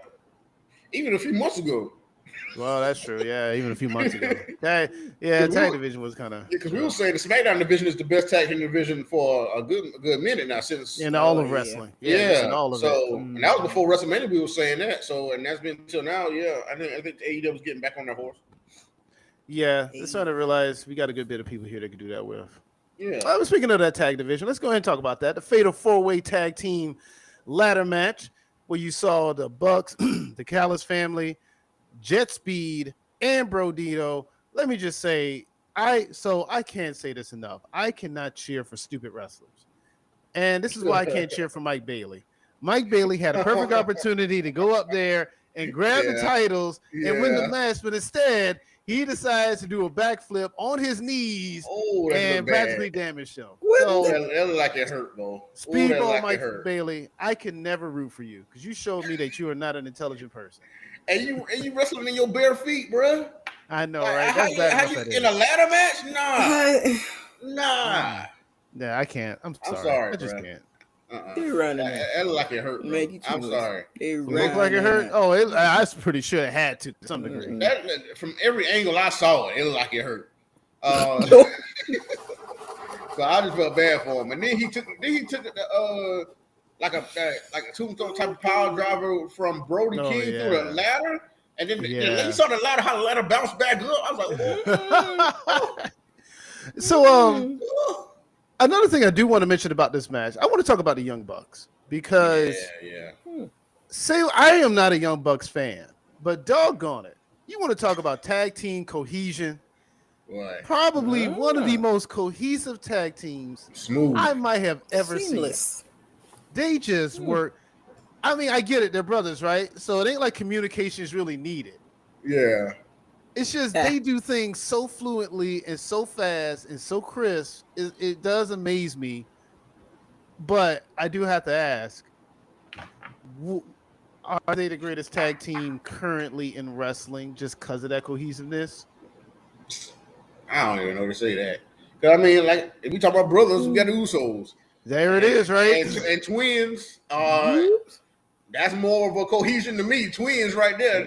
Well, the Young Bucks are twins. If I'm here from twins, they can feel what each other feeling more than other brothers can. So, all right, well, forget it. Let's just get to that point. Who wins that match, the Usos or the Young Bucks? Just to play it fair, this match is going to happen in Mexico City under AAA. No, that's not fair. That's not an affiliation. Nah.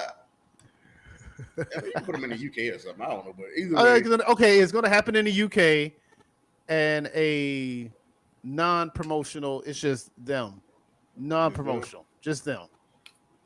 Neutral ground. No, it's disqualification involved. It's a tag match, so let's say no DQ. No DQ. Oh man. I don't know. Let's say so. Yeah, it's a bad lamb tag match. Well, no, let's do standard tag move. Ooh, forget it. It's a ladder match. I don't care. It's a ladder match. Oh, ladder match. I mean, anybody can win that. Then I know. All right, fine. The standard tag match. If it's a ladder match, I'm giving it to the Bucks. Regular match, I'm giving it to Usos. You got weight on them. Like I said, the twin chemistry. The 1D, you hit that out of nowhere. Boom. Okay. You got to get for the Bucks moves. You got to get Usos up for certain things. I don't know how they can. They probably can, but I mean, it's just a little harder. You feel like they're too big. You feel like Young Bucks ain't strong enough. Yeah, I feel like Usos will catch them, especially with them. It's a super kick party. I mean, just basically what this match going to be. It's a super kick party. I mean, it's kind of a dream match because of that. So I kind of want to see it. Usos for a regular match, gimmick match, Young Bucks. Okay, all right. Let us know in the comments what you think. Juanis, who you think will win? Young Bucks or the Usos?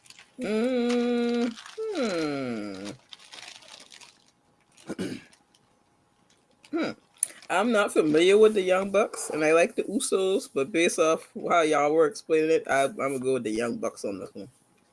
You know, it really should just put like all the brothers. So I almost feel like you got to add in the Hardy Boys.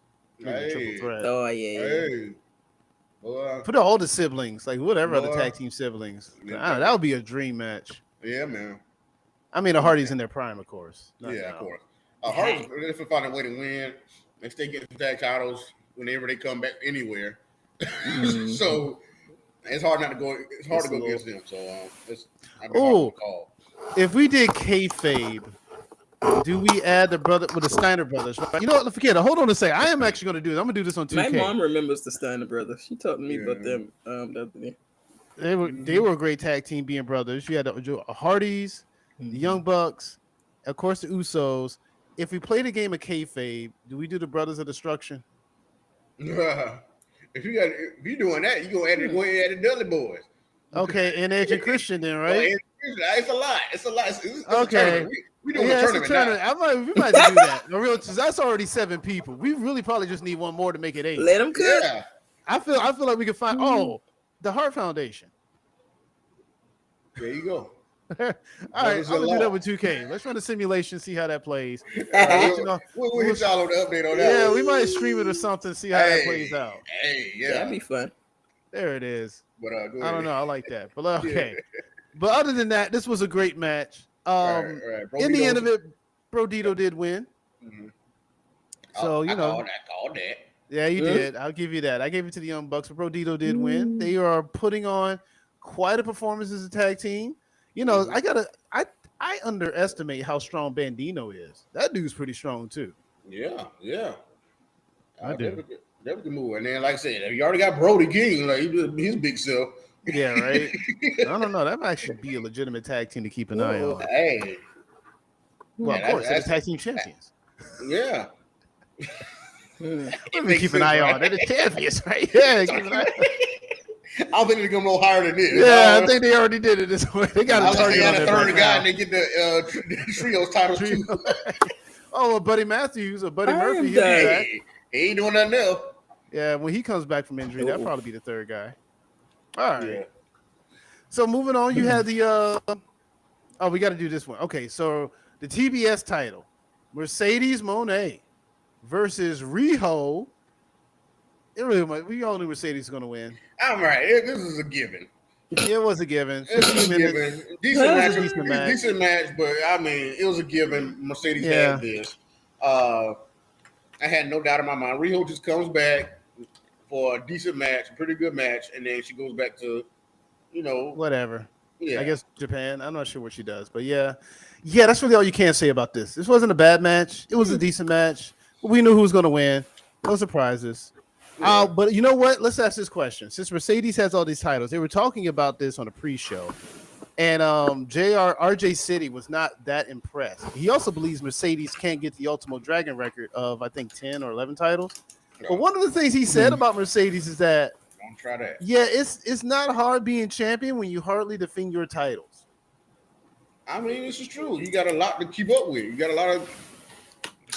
All these are separate promotions. Promotions, yeah.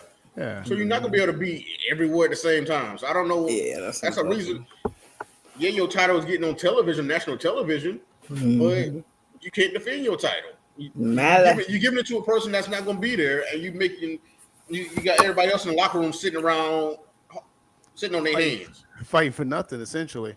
Yeah, that was kind of the issue with Monday Night Raw when Brock Lesnar was Universal Champ for a long time. And that's when the Intercontinental title was the World Championship, and Seth Rollins was killing it. Yeah, that's best they could do. And I mean, that's kind of what you got in TNA right now. Because you got all them over there mad that Trick Williams has the title, and so it's like they ain't got nothing to fight for. So they want that title back in somebody on their roster. Yeah, and that's gonna happen at Bound for Glory. We got Oba and Trick Williams fighting for both titles on the line. So we're gonna have to see what happens to that. But I think that's gonna be a non-finish because I feel like TNA stars are going to interfere or something like that, and then we go from there. But for Bound for Glory, no, they're fighting next week or this NXT. No mercy. Okay. Yeah, and Ricky Six is going to fight the winner. Yeah, you're right. Yeah, so but that's the same kind of scenario. So like they don't have a champion. They got the women's TNA title back. Ash by Elegance has that. She got that from JC Jane. Yeah, I remember that. And so they got that one back. So now they're trying to get the Trick Williams belt. Shout out to Dana Brooke. Yeah, or Ash. I don't see how they let her continue with this gimmick, but it's whatever. She does a cartwheel without her hands, you know. That's cool. But can you do a cartwheel with your hands? Yeah, I can do a cartwheel. I'm not gonna show you though. Not on here. Maybe on another type of episode we do. But no, anyway. Oh, we'll definitely make sure you hit the notification bell for that one. Hey, tune in. You never know what's gonna happen on this show. You never know. But I always thought she was like a ripoff of Timeless, Tony Storm. She was trying to do that. So I don't know. Maybe it's different now. I don't know. But I always thought she was trying to bite off her when she first started this gimmick. But okay. It's what it is. Well, you know what? Since you brought up Timeless Tony Storm, that would be the next match in this setup. So you do have the AEW Women's 4-way match. You had the Timeless one against Saturday Night Statlander, Jamie Hayter, and Tekla the Spider Lady. Is that her moniker? I don't think it's Spider Lady. I just be calling her that. I don't know. I mean, she does a little walk. Right. She really takes the whole spider gimmick. Is she not really called the Spider Lady? I mean, she seems like it's a toxic spider. That's what it is. Okay. I don't know, but either way, she's been undefeated, and she impressed me in this match. I didn't think she would definitely exactly win, but I think it was like a showcase for her in this type of match. So she did well for that. But hey, Statlander won. She took Yuta's advice with that pin. She did the seatbelt pin and she won a match on Dynamite or Collision, one of them. And then she won here to win the title because Yuta came out before the match started and said, "Do it." She really, kind of saying something to her, and she kind of brushing them off a little bit, saying, "I got it," and she had it. She did it. She followed advice, got the title. I didn't think she was gonna win. I'm not a big fan of Statlander, but I thought Thea should have been a champion. But that's a little bit biasness or. It's not really biasness. It just would have made sense. Either way, Statlander has been in here for a minute. She's former TBS champion. Now she's running around with Harley Cameron. They got Yuta in her ear, and so but she followed advice in the age. She's now the AEW Women's Champion. And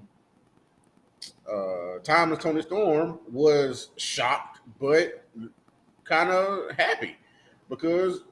I feel like she wants to put these women up to her level. She wants to bring women up to her level. That's why she fights so much on all these shows, like other champions don't. Yeah, she does fight a lot. She is one of the fighting world champions. You'll see. Right. So I feel like she wanted this. She wanted that, and not she wanted that burden off her shoulders as far as being the world champion, but she just want to see somebody else really step up to her. And that's what her demand was. Yeah, that was a demand to this match, that she wanted the women's division to step up, and she had 4 people step up. Yeah. Yeah. So that's a good story. So congrats to Statlander. Like I said, I'm not totally a fan, but I can be still room for me to become a fan. I got to see what she does with this reign. So I mean, hey, congrats. So yeah, I picked Statlander to win, and my main reason was because, you did. Statlander is an AEW original. We're talking day 1-ish, where she legit broke the streak of Cargill.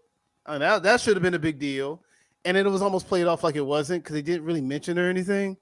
And for a long time, she just always kind of been keeping her head above water, but never really getting over or getting her breakthrough moment. This is finally it. They finally decided to go ahead and go this route with her. You do have to wonder what the story will be afterwards because, the chase is always more fun than the actual reign. I hope they do well with Statlanders being champion. I thought this match was good. You make a good point about Tekla. She did stand out to me in this match. Her little toxic spider, I want to call her the arachnid. All of it, I like it. It's creepy, but it's a good type of creepy. I like the group she's in with Sky Blue and Julia. I think it's Julia. She's with them, I believe. They have a little faction. I like it. It's a cool thing. Jamie Hayter, go back to normal. I still don't like this version of Jamie Hayter. It's not working, bro. It's Daphne type of character. It ain't working. Thing. Yeah, I just can't get behind it. I just can't. It's hard. I like Jamie Hayter. I really do. But I cannot get behind whatever this character is. Yeah. But it was a good match. It was a good match all around. One of the better women's matches of the weekend. Actually, I don't know. There wasn't a bad women's match this entire weekend. No, it wasn't. It really wasn't. They were all good. Stephanie and Io still had the best one, I think. But yeah, it was still the best one. I think this would be the second best one, though. I mean, it's only 3. Yeah. Well, I don't know. Did you like Mercedes and Riho? I thought it was just a good basic by the books. I didn't think it was. Yeah. That's what I'm trying. That's what I was trying to get to. Like, it just wasn't on that level. Yeah, I don't know. And plus, I like multi-person matches, so there's that too. So maybe I'm biased in that. Who cares? Moving on to the next multi-person match. AEW Unified title and the AEW International title, or the AEW Continental title. Either way, it's Okada's title. It was on the line. He went against Takeshita and the Mexican guy with the mask. Mascara. I'm going to just see Mascara because I don't know how else to say this name. Mascara. Okay. Okada won in a pretty good fashion. What I take away from this match? The only thing I take away from this match is Okada and Takeshita.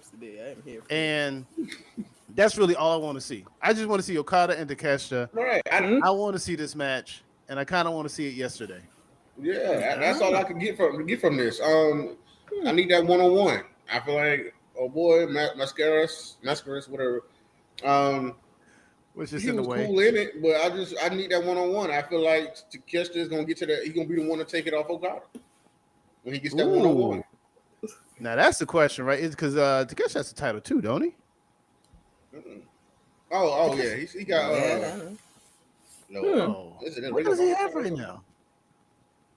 Oh, he has a never open weight. Yeah, it's okay. Oh, does he? No, he doesn't. He doesn't have that. He doesn't have any title, I don't think. He would have came out with it at one point. You know how they love to come out with all the belts, no matter what. Okay, yeah, never mind. He doesn't have any championship. I thought he did. He won the G1, but that's not a title. That's just a tournament. It's kind of you get a trophy. Well, yeah, but you ain't walking around with it like it's what's the other one? What they do in NXT? What's that one? Oh, with the Dusty Cup or the No, the one they walk. I'm talking about the Heritage Cup. The Heritage, is it the Heritage Cup? Yeah. Yeah. You know what? I'm against any gimmick where you got to walk around with a giant trophy. Yeah, I ain't about to carry this big ass trophy. Not the ruling on the cart. I'm not doing all that. Can I just get like a can I get like a gold medal or something? Right. Give me like the little ring. Yeah, give me a ring. Yeah, give me like a Yeah, Dynamite rings are diamond nice. ring. Give me that. Like Cody had got him and Liv got for that Crown Jewel Championship. They're probably gonna get it again Oh this year. yeah, they got a Oh ring too, didn't they? yeah. I forgot they got a Forgot ring about for that. that. Oh dang! So we're getting Stephanie versus Tiffany. Yes, we were getting Stephanie versus Tiffany. We didn't talk about that half of it. Unless Tiffany loses before, but we'll see. Go ahead. Next match. Yeah, we gotta see what happens on SmackDown. Yeah, but it yeah. might probably be Stephanie versus Tiffany because I don't know if that's the case. We'll see. Yeah. We'll talk about that in a moment. Where was he? Oh yeah, so the international. Yeah, we talked about it. Okada to Kesha. That's what we want. Still a great match though. That's one thing I feel like we don't really have to say about any of these AEW matches. All of these are really good matches. There really wasn't a bad match outside of maybe the Eddie Kingston one. But I mean, Eddie Kingston just came back. I ain't gonna hold it against him. Right. That was his first time in the ring in like 18 months. I don't know. Wow. Yeah. But hey, you have now the main event.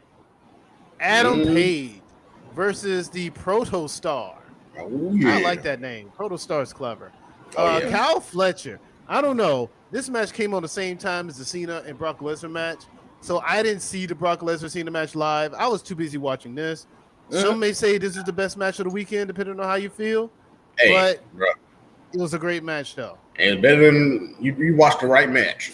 I tell you that. You watched the right match. You didn't make a bad choice. This was hitting, and Kyle Fletcher was poised as far for his first main event, first world title match.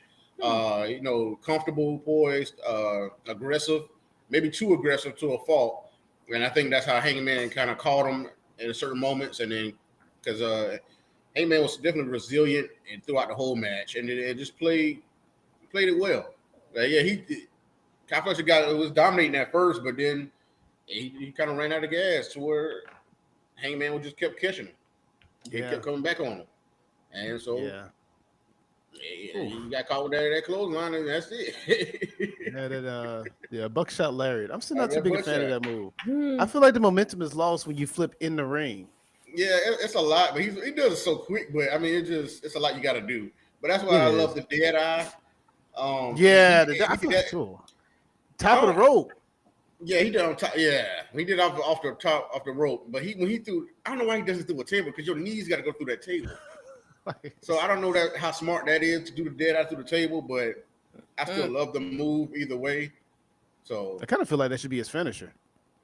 I mean, yeah, but I guess it seems that in the buckshot area is the finish. So, but. You know what? Here's what I'm also taking from this: Hangman knees are going to be awful because you already had the buckshot lariat where you got to land hard on them to pull off the clothesline, and then you said with the dead eye he lands on his knees on that too. Yeah, boy, I hope he wears knee pads. That's a lot going on.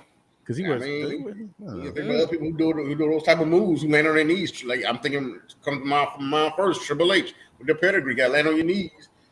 I get you. Yeah, so all these certain moves, it's gonna affect some kind of body part. Like Austin with the stunner. Yeah. Oh yeah. It affects your tailbone, all that stuff. Yeah, right. Your hips. Hogan said a long time ago, if there's anything he would have told himself differently, he would have said pick a different finisher because he felt like the leg drop really put damage on his hip. Because he did go out. Yeah, I mean, what's the most safest move to do like that? Like for a finisher, for it won't affect too much. I mean, to my skull crusher finale. Oh yeah, super kick. Possibly. I mean, let's just turn. I mean, anyway, it's something anyone can hurt. But my first thing my mouth told was the RKO. But you still got to land on your back because even Orton's thing, he's having issues. Oh yeah, shoulder. Yeah, he already had a shoulder issue. So yeah. Maybe the spear.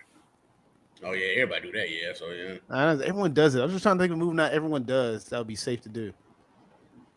Everybody moves these days. So I mean, you're right. Oh, dude. Listen.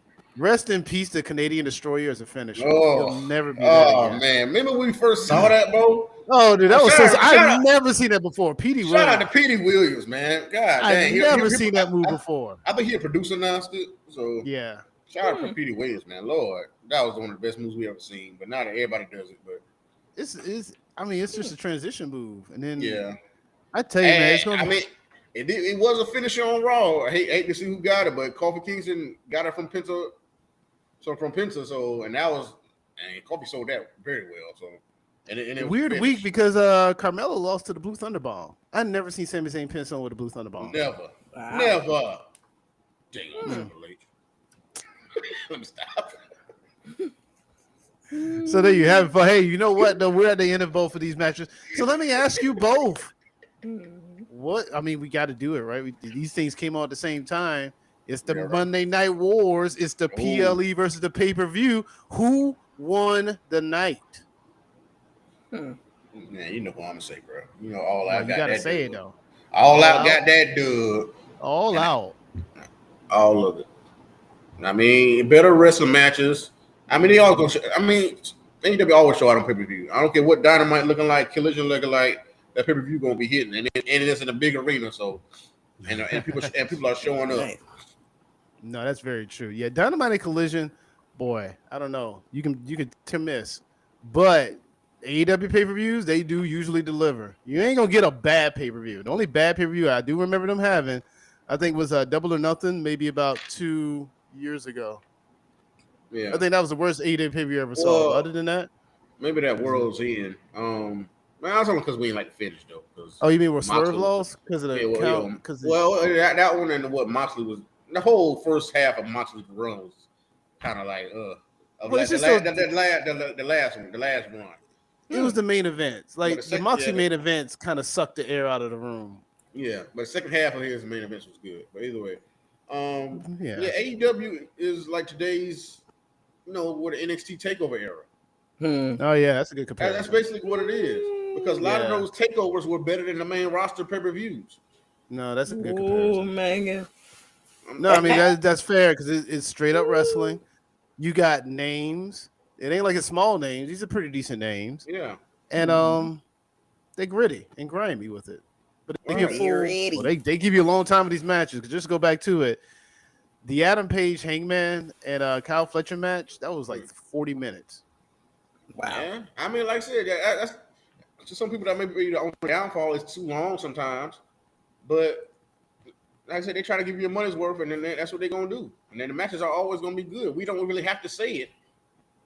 Yeah. For WWE, you like say, was this match good? You like say you had to give her. You want me to give her a rating for the Brock and Cena match? I mean, I know that was petty. I probably shouldn't have, but I just wanted to know how you felt about it. But you said it was 2 stars though, so it wasn't the worst thing you ever saw. I mean, you just said the negative. Oh yeah, I did say negative. So, I did say negative because it was. I don't think I ever heard you say that before. Yeah, Kawhi gave it 2.5. So I mean, yeah, you see what's that with it. Look, it ain't the worst WWE match. As far as I'm concerned, the worst WWE match is Goldberg and Undertaker. I think that's the worst WWE match. If it ain't that one, then it's Brothers of Destruction versus DX. Yeah, that's what it's one of those two though. That's probably the worst WWE match I ever saw. As far as big matches go, yeah. Yeah, as far as big matches, because I'm not counting Raw, because you're going to probably get a really bad match on Raw or SmackDown. I mean, it's a TV show, so I'm not going to hold it against it. Yeah, it's more storytelling. You know what? If I had to pick a third bad match, it's the Dean Ambrose versus Seth Rollins. When Dean Ambrose went heel and was like wearing a gas mask. Oh yeah, that whole thing was kind of like that's why he was ready to go. He was ready to go. And I know. After that, he did great things with AEW. So that was a really bad match, though. Yeah, they had way better matches. Them two. I know, but that was what that was. I don't know either. Like it was off. But those are like the only 3. When it comes to AEW, if you want me to pick a bad match, I mean, I could turn on Collision. It's probably when that happens. But you know what? At the same time, there's gonna be a really good match on Collision too, though. Yeah. Or what was that group? Hangman was cool with. The Dark Order. Yeah, anything with them. Yeah. Well, yeah. It wasn't like they were bad, but I couldn't care less about the Dark Order. I don't care what they do. Yeah. It wasn't bad. I don't know. No, you know what? I don't care. I'm a hater. I don't care. Call me a hater. Sammy Guevara. He doesn't have. I don't care. I don't like Sammy Guevara matches. Oh, okay. It's just I don't care. His best match was the 4 Pillars match with him, Jack Perry, MJF, and Darby for the AEW World Title. I think that was at a Double or Nothing. That's his best match, and that's only because it was just all 4 of them. Yeah, but him and Cody though. Him and Cody. Well, Cody makes anyone look good. How about that? All right. I try to put it out there for you. I try to give Sammy some credit out here in these streets, but it's all right. Oh, it is what it is. Yeah. I don't know, but hey, you know what? That's the beautiful thing about wrestling. For every good, there's bad, and for every bad, there's good. It's a little bit for everyone out there. So with that being said, tell us what you like in the comments. Did you like Wrestlepalooza? Did you like them going all out at AEW? Tell us why in the comments. Before we sign out, though, AEW on this one. Yeah. You think AEW had a better show? Yeah, as far as from what y'all were saying, because I only caught Wrestlepalooza highlights, but it sounded like AEW had more structure, and very more passionate. Well, definitely passionate. Yeah. Oh yeah, I like that. I like that. Exactly. All the carnage. So. It ain't just a pay-per-view name. They're going all out for real. Hey, they do go all out sometime. Yeah. That way. Listen, that fatal 4-way for the tag title, women's title, just booking that and getting to that was all out.